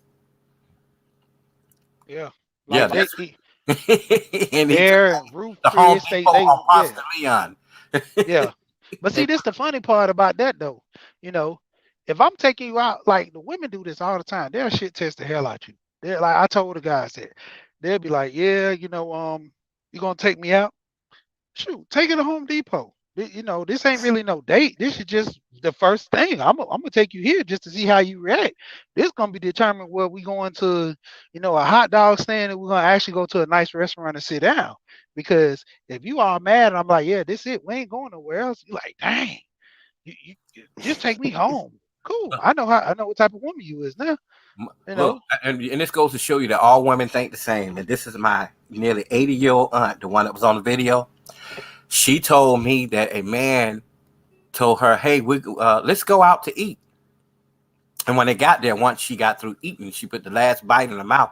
He said, we're going Dutch. And she said what she had done was she held her hand up and said, waiter. She paid for her meal and she paid for his too and walked out. I mean, my thing is, you just meeting this man and y'all agreed to meet up. I guess he probably should have told her, hey, look, if I ask you to go out, I'll be paying. But even today, a woman can't assume that because guess what? A lot of men are getting hip to this. They're not giving women free meals anymore. For you to just, say you got a meal for me today, and then tomorrow you are on another date somewhere else. You know, Yeah. expensive on my dime. No, Like, no, thank you. they will underplay that by saying, "Oh, he cheap." Yeah, that is what they will do. They will tell you that I'm you cheap when you don't want to pay all that bread. Yeah. like, well, treat yourself. The fuck? And the worst part with women is during the holidays, she go buy you these cheap ass goddamn boxes of cologne that's off brand, box cologne set, black suede, and all that kind of shit, Polo Club, and get you maybe a wrench or some tool or something like that that didn't cost nothing, but yet she wants you to go buy what is it? The damn blue box, Tiffany. Is it Tiffany? Yeah, and Birkin bag shit. I'm like, oh word. You know what? Pack your things. You're going back to your mama's crib. I mean, you do that kind of shit, man, when you got a wife, but as far as a girlfriend, Nah. they look, they Yeah. want an engagement Nope. ring, they want a friendship ring, they want an anniversary ring, they want a charm for every notch in that damn bracelet from Tiffany. Because that's what women do now. They go get the charms and the what's the other shit? What is it? Pandora. Yeah, Yeah. Yeah. they Yeah. like that. They love that. And of course, wigs. I ain't buying no motherfucker. I ain't buying no wig. Nah. I wish I would. I wish I I, would go to some goddamn store and buy a girl a wig. You know what I mean? You must be crazy, man. I'll buy you the products to fix your own hair. You know what I mean? I'll do that. But but I ain't me getting you no buying a damn wig? wig. Nah. Nah. Wig be like $500. Mm. Like, oh hell nah. Now you Shit. tripping. Shit. Hit it with the wire joint. Shit. Must be crazy. Think she gonna give me a damn swirly and You know, run my pockets. man, it has gotten so bad now to where the women, they really, taking money out of their husband's pocket to go buy the weave, and the weave be like $300 and $400. And once they take it out, they go and buy another one. Instead of wearing, they don't want their girlfriends to say, "Oh, she got old hair in her head." It's even drowning into the heads of daughters, in high school, to the point to where when they walk through the door, they have to have new hair. That shit is expensive. And then on top of that, it's more spiritual because it came off somebody else's head. And they do that in ceremonies in India, when they cut these women hair and put it on tracks so that they can have hair over here. They don't even know the real meaning of that shit. Mm. Kareem say, wash the hair. Yeah, they don't want to reuse it. My niece, she wouldn't even go to school because she wanted new hair after her mom had paid $400 for the one she already had. God damn. God damn. Oh. That's crazy. Oh my look. Oh. Wow. For some But hair. I guess that's their Jordan, because the men I know that are Jordan collectors, they Mhm. got Jordans in their closet. They cost $400. Yeah. I seen it. I seen that before. Uh-huh. Yeah. Whole collection of Jordans. Look, that'll be the only thing that they have on that is expensive, and they'll go to the flea market and buy a cheap ass T-shirt to wear with that. But I guess it don't take much for us as men, long as you got a fresh ass haircut, shape up, shave, and a nice pair of shoes. We good. Nah, I get my shirts at Spencer's. Hey, ain't nothing wrong with that too. Spencer's great. I like Right. Marvel comics T-shirts. I rock that.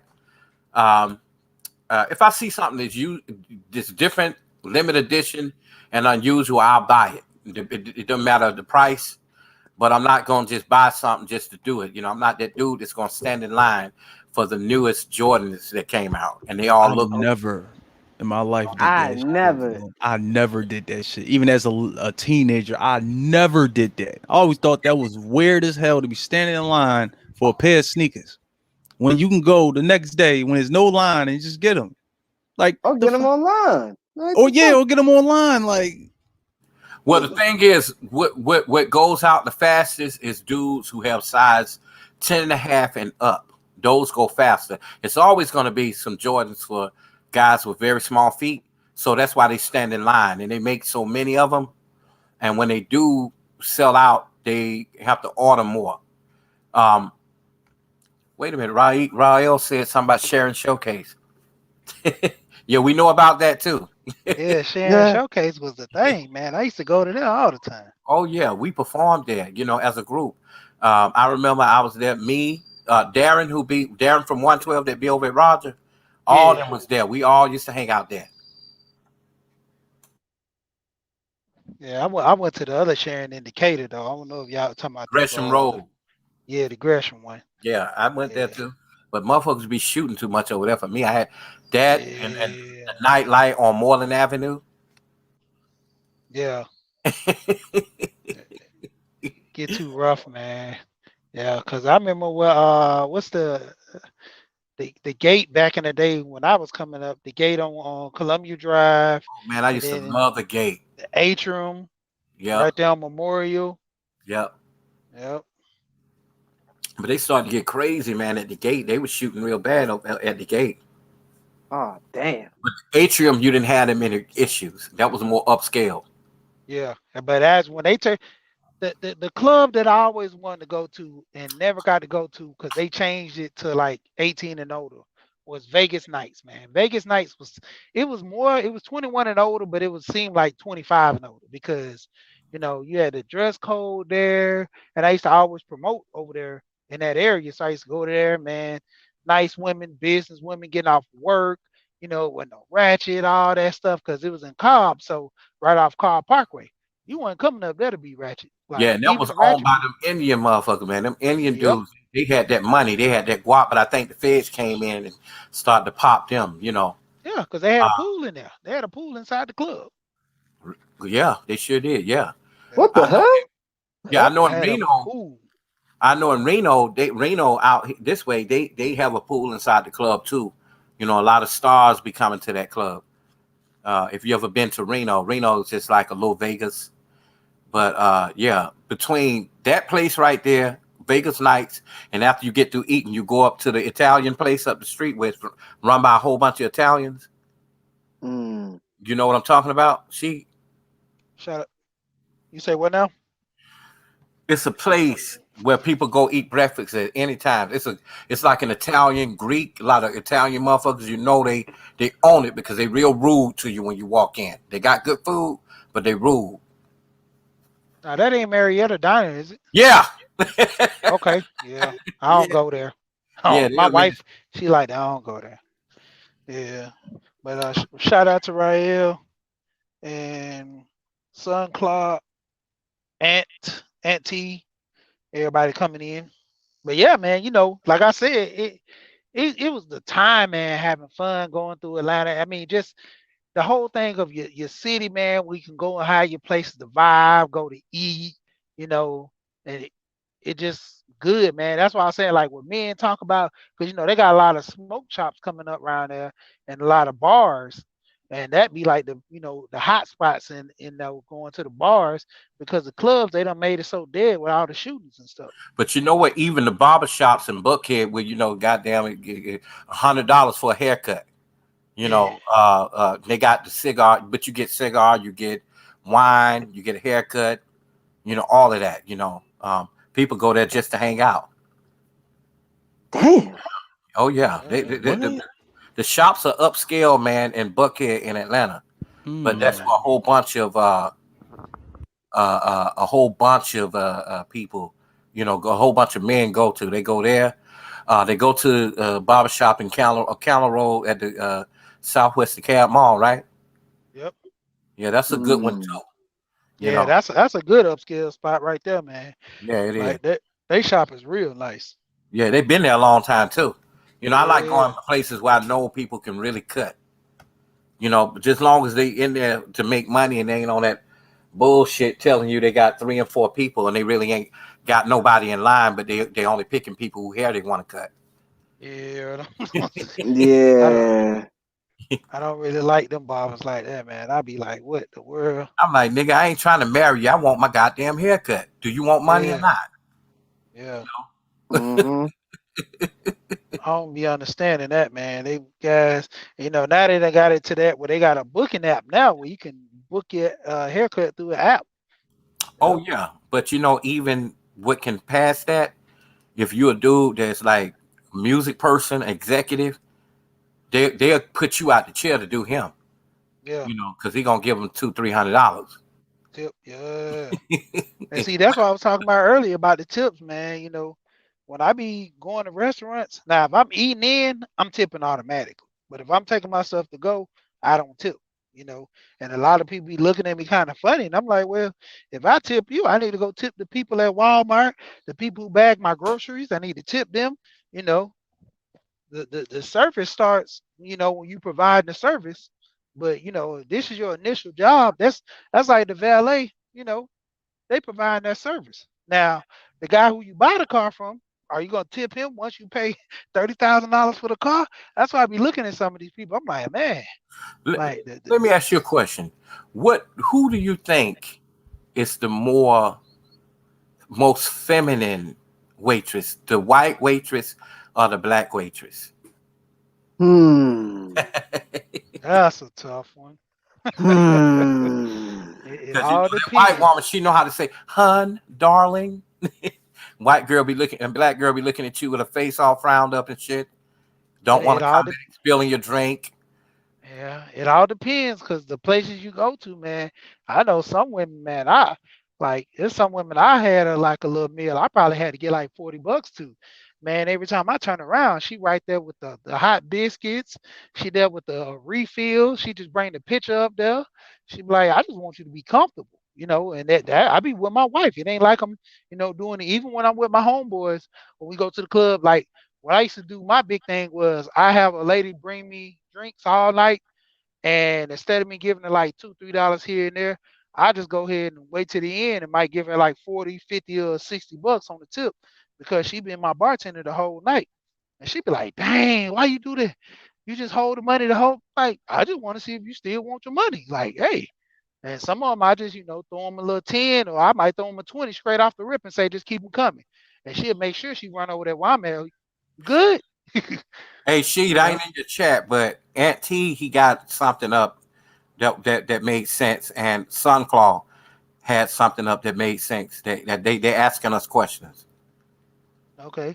Aunt T, he Well, said, hit Auntie first. "Yeah, why tip when I had to pick it up and bring it back myself?"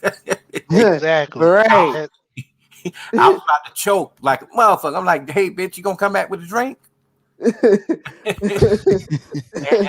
And I had to sit there and wait on ketchup, and I had ate up all my fries. yeah. I was still tipping that scenario, but you ain't getting them like $3, $4. I'm sorry. I was still tip, but I give you like $3, $4. I Right mean, here, that's hold your that. service. Step your game up, you know. And then they hit me with that really. I'm like, after all this stuff you done did, and you ain't come on time, you ain't do this, you ain't do that, and you asking really? I'm like, come on, this is a service job. So if you provide the service, I'm gonna pay. If I'm you ain't like, look, providing baby, that I don't, I service, don't care. I I ain't don't care paying. how pretty you think you are. If you ain't do a good job, you ain't getting a tip. Yeah, I'm not paying for you to be. You're not a model. You know. that's what they want though. Like, stop it. Yeah, should I you don't I don't tip? get that. Should you tip when eating out first? I guess they're saying when you taking a woman out, uh, should you tip? I mean, Nah, he was saying he got it back down here. Was saying before you like when you I mean before you even pick your oh, order up, yeah. put your order in. Some places require you to do um, a gratuity, Yeah, but and it all depends on the number of people and your bill.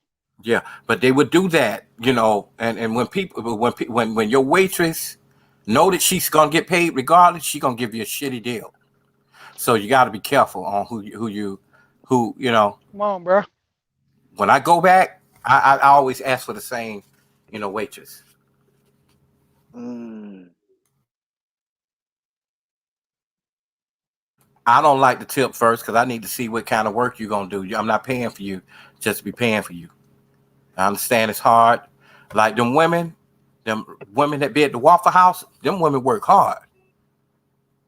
You know, Mm. uh, like if you ever been to the one like in Lindbergh or Cheshire Bridge, those are the ones that work real hard. Your food always gonna be hot.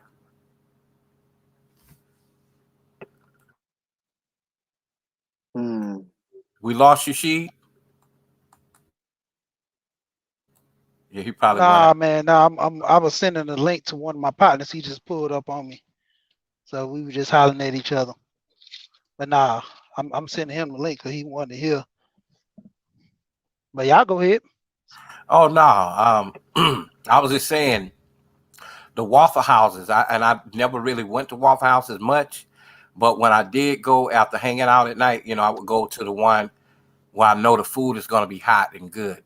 And I don't care if it was downtown on Cheshire Bridge or Lindbergh. Yeah, Chester Bridge was always the good one, man. Till they, to the rappers and all them dudes start coming over there. Cause that's what I forgot that rapper name got shot over there. Oh shit, I didn't know Uh that. yeah. And then the one in Wisconsin up in off Peachtree, that was the one where they no, that was the IHOP they had to close down because that was the one that Kid Rock was up there. He got into it. Oh yeah, Oh, what? Yeah, Wait, Kid Oh wait, Rock was wait. man. up there, What? man. What happened? he got the And it fight. wasn't even yeah, it wasn't even really him. It was his one of his artists or somebody, the band guys, but guilty by association, so they had to, throw him in the pot too. So he was mixed Mm. in with it. Yeah. And he got sued for it and all that. He was like, bruh, I'm getting sued for all this and I ain't got nothing to do with it. But they go after the more famous person, because it's a guy that's on YouTube. Um a guy tried to sue him and it was so funny. He had bought a course. He bought a course from one of the guys on YouTube, and basically, he was looking for a guarantee. The guy never provided a guarantee. He just said, as long as you do these steps, everything should work. So he did the steps. Everything worked to a minimum. It went to his liking. So he ended up suing the guy because he lost money to a degree. So he sued the guy. But the funny part of it was this guy's smart. He had several business. He ended up not playing, trying to play the court or nothing, but they went into his account. The guy barely had like 200 in there. So they was like, well, this is company. This is who you're suing. He was like, no, I'm suing him, the guy. He was like, no, you can't sue him. You got to sue the company. This is his own entity right here. So if you're going to sue, you got to sue the company. Sued the company, end up only getting like $200-300 out of his account, and he ended up closing that business. He already had several other ones. So it's like when people try to play those games, they got to know who they're playing with because they get the short end of the stick. But yeah, man. Mm. Yup. Um, man, since we talking about restaurants, uh, you found the best food, in the hood for real. Yeah, That is facts, yo. Yeah. man. Them little hole in the walls, man. Don't nobody be one. Like this is my thing. My aunt always say, you go where you see cars at. And they got a lot of little spots down here they be catching like that. Don't nobody really know about them. They be over to the cut somewhere. I'm talking. I be seeing like prime example. It's a spot in Atlanta called Busy Bees. It's right around the corner from I used to like, Clark and Morehouse. All yeah, that stuff. Like it, I'm like hitting hard. Like it was so funny. Uh, what was it, about a couple of years ago? DJ Khaled came down here. Man, he went over to Busy Bees. This dude ended up paying $100 for a dude to go down in an Uber to go get some smothered chicken and gravy with some mashed potatoes and I think collard greens and macaroni and cheese.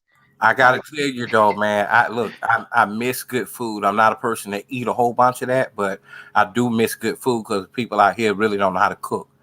Now, and if you got a black person that has a soul food restaurant, you can forget it. It's awful.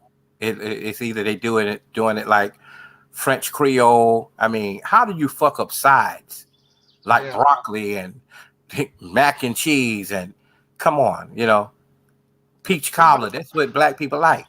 Wait. No, no, no, no. What's disrespectful? How you how you not gonna make red snapper correctly with some rice and peas? Like it's like uh And what's missing out here are a lot of Caribbean restaurants. You have to go like far out to one that does authentic Caribbean foods. So I miss that too. When I go to Atlanta, I'm coming straight to Eats on Ponce de Leon. You know what that is? Yeah. They good, man. The jerk chicken. Oh, dang. Yeah, man. When it come down to it, man, you can get a handful of restaurants that's pretty decent, but you gotta actually know, what you're looking for and all that, because a lot of these spots, honestly, man, they be faking the phone. They out here just, selling you something, just to fill your belly, man. And like I don't understand. Like that's why I be saying, like, even with these channels, like now, we talking about food. This some stuff that men do. Like we try to, where the good restaurants at, man.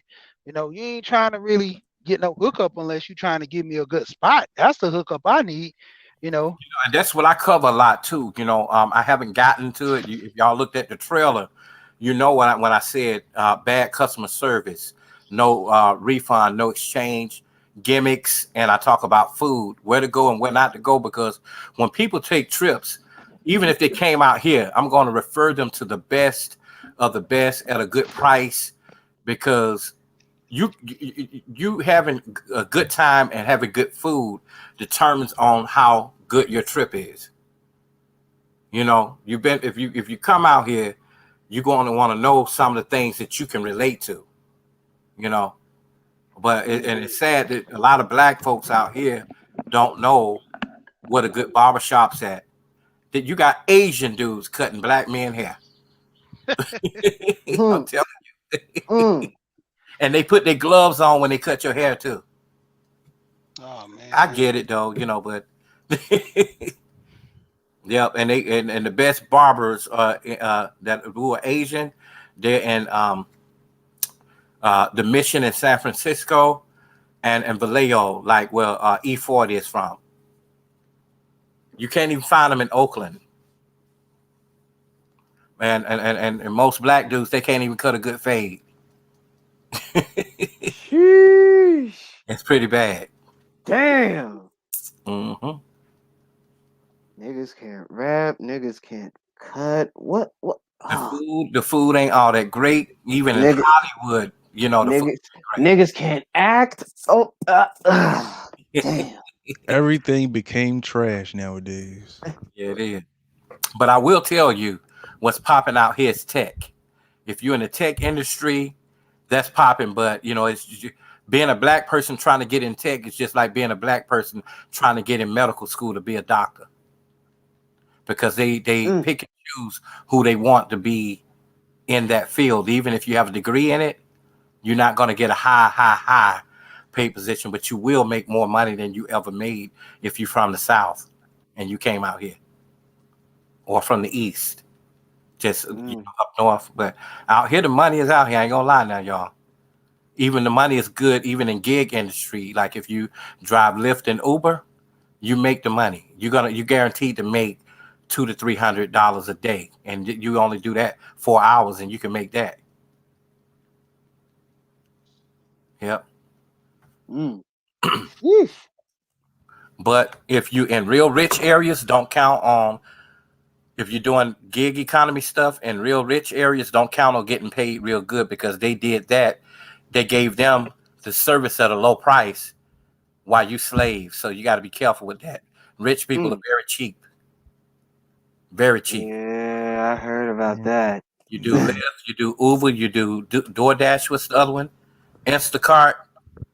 Uh, Yeah, you ain't gonna make no yeah. money near UC Davis, where it's rich and a lot of college students.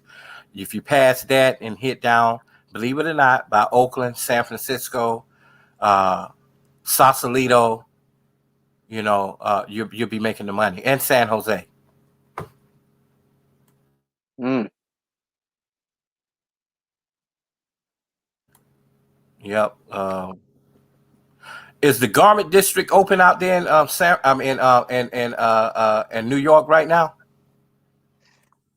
I mean, it's getting back up there, but shit. I mean, I haven't been in the city like in a minute, man. Like I live like on the other side of New York. Like where, like going to a Long Island. Yep. I like out there, believe it or not. Yeah, it's pretty chill out here, man. It's less it's less cluster. But what I don't like when it comes out there when it get real cold. Yeah, that's the only downside. And now I'm talking about Long Island, and you know that's like where you know you around a lot of water right there. Going, Yeah, going up. if you buy like yeah, the marina area, yep, definitely. You're going you're pretty much fucked. Yeah, yeah. Pizza still good out there. It's good. It's alright. Best pizza shops I've been to were down in Manhattan. Mm, I think you know. I mean, I have there's a few pizza shops over here in Long Island, so I can't stunt. That's what's up. I really like cooking myself, but I like when I come there when I go to Brooklyn, I go to a lot of Jamaican restaurants out there. Mm. Aunt T was talking about the food trucks. How the food trucks out there in Cali? They any good? Oh yeah, man, the food trucks Oh, make a whole bunch of money out here. Now that if you want a business as a black man and you come with the food that you cook out there and bring out here, the line will be all the way out the door because they like good food. They just can't find it. Mm. Now me, I can cook my ass off. I can burn, but I don't. I got so many other things that I do, so I don't really have the time. If I cook, I'm cooking at home, you know, just for myself. But you know, I can cook. I can whip up some shit, and you know, I'm not no. What's the chef in the chat? What's his name? There's a chef in the chat. What's his name? Sir Senior. Yeah, I'm not him, but I'm damn near. ooh, I gotta check out some of the bakeries when I go back to the Ville, man. Like shit. Yeah, cause that's like the biggest thing. Like in Atlanta, man. Like them food trucks. That's how Slutty Vegan got so big out here, and they was doing good. And then you have like other little food trucks. They got a lobster food truck. Everything they make is nothing but lobster in it. Everything, sides, all lobster. Whatever you do, if y'all come out here and y'all go to Oakland, do not go to Vegan Mob. Vegan Mob is the nastiest tasting shit ever. Mm. Damn. Is that And nasty? I'm Damn. gonna try Slutty Shit. Vegan when I get to Atlanta. I hope it's not a gimmick because I don't like, you know, people are hype things up and you would think, damn, they must have put their foot, their toenail, to every goddamn thing in that food. It must be good. You get there, and I'm a very harsh critic when it comes to food. I ain't gonna lie. I'm a critic, a bad one. Say it. Tell it like it is. I mean, I'm very careful about if I'm gonna eat soul food. I need to know who made the fucking potato salad. Is your nails clean up under? I don't want to see no black. Uh, who makes fucking green beans? You know, is your house clean? Do you have roaches? All that. I sometimes, you know how people bring a potluck. I mean, no, I don't do that. What we'll do, we'll order out and we'll do a spread. You know, Yeah. one thing about women in the South, they're very clean when it comes to cooking. They don't want you in the kitchen while they're cooking, and they're very careful about that. But not, but a person that don't really cook, they're not really sanitary like that. Yeesh. Man, these are the things I think we need to talk about here because I think we got a lot of chefs in the space. We got dudes that are chefs. Uh, of course, we got tech. We got beat makers. What else we got? gamers. Um, you don't ever hear about barbers and shit like that as much. We do have No, people, you do not, sir. yeah, because if they did, they would be promoted on their channel. Because they, believe it or not, on YouTube, there's a lot of guys who do these wave contests, like with the waves. Uh-huh. Yeah, I be seeing them.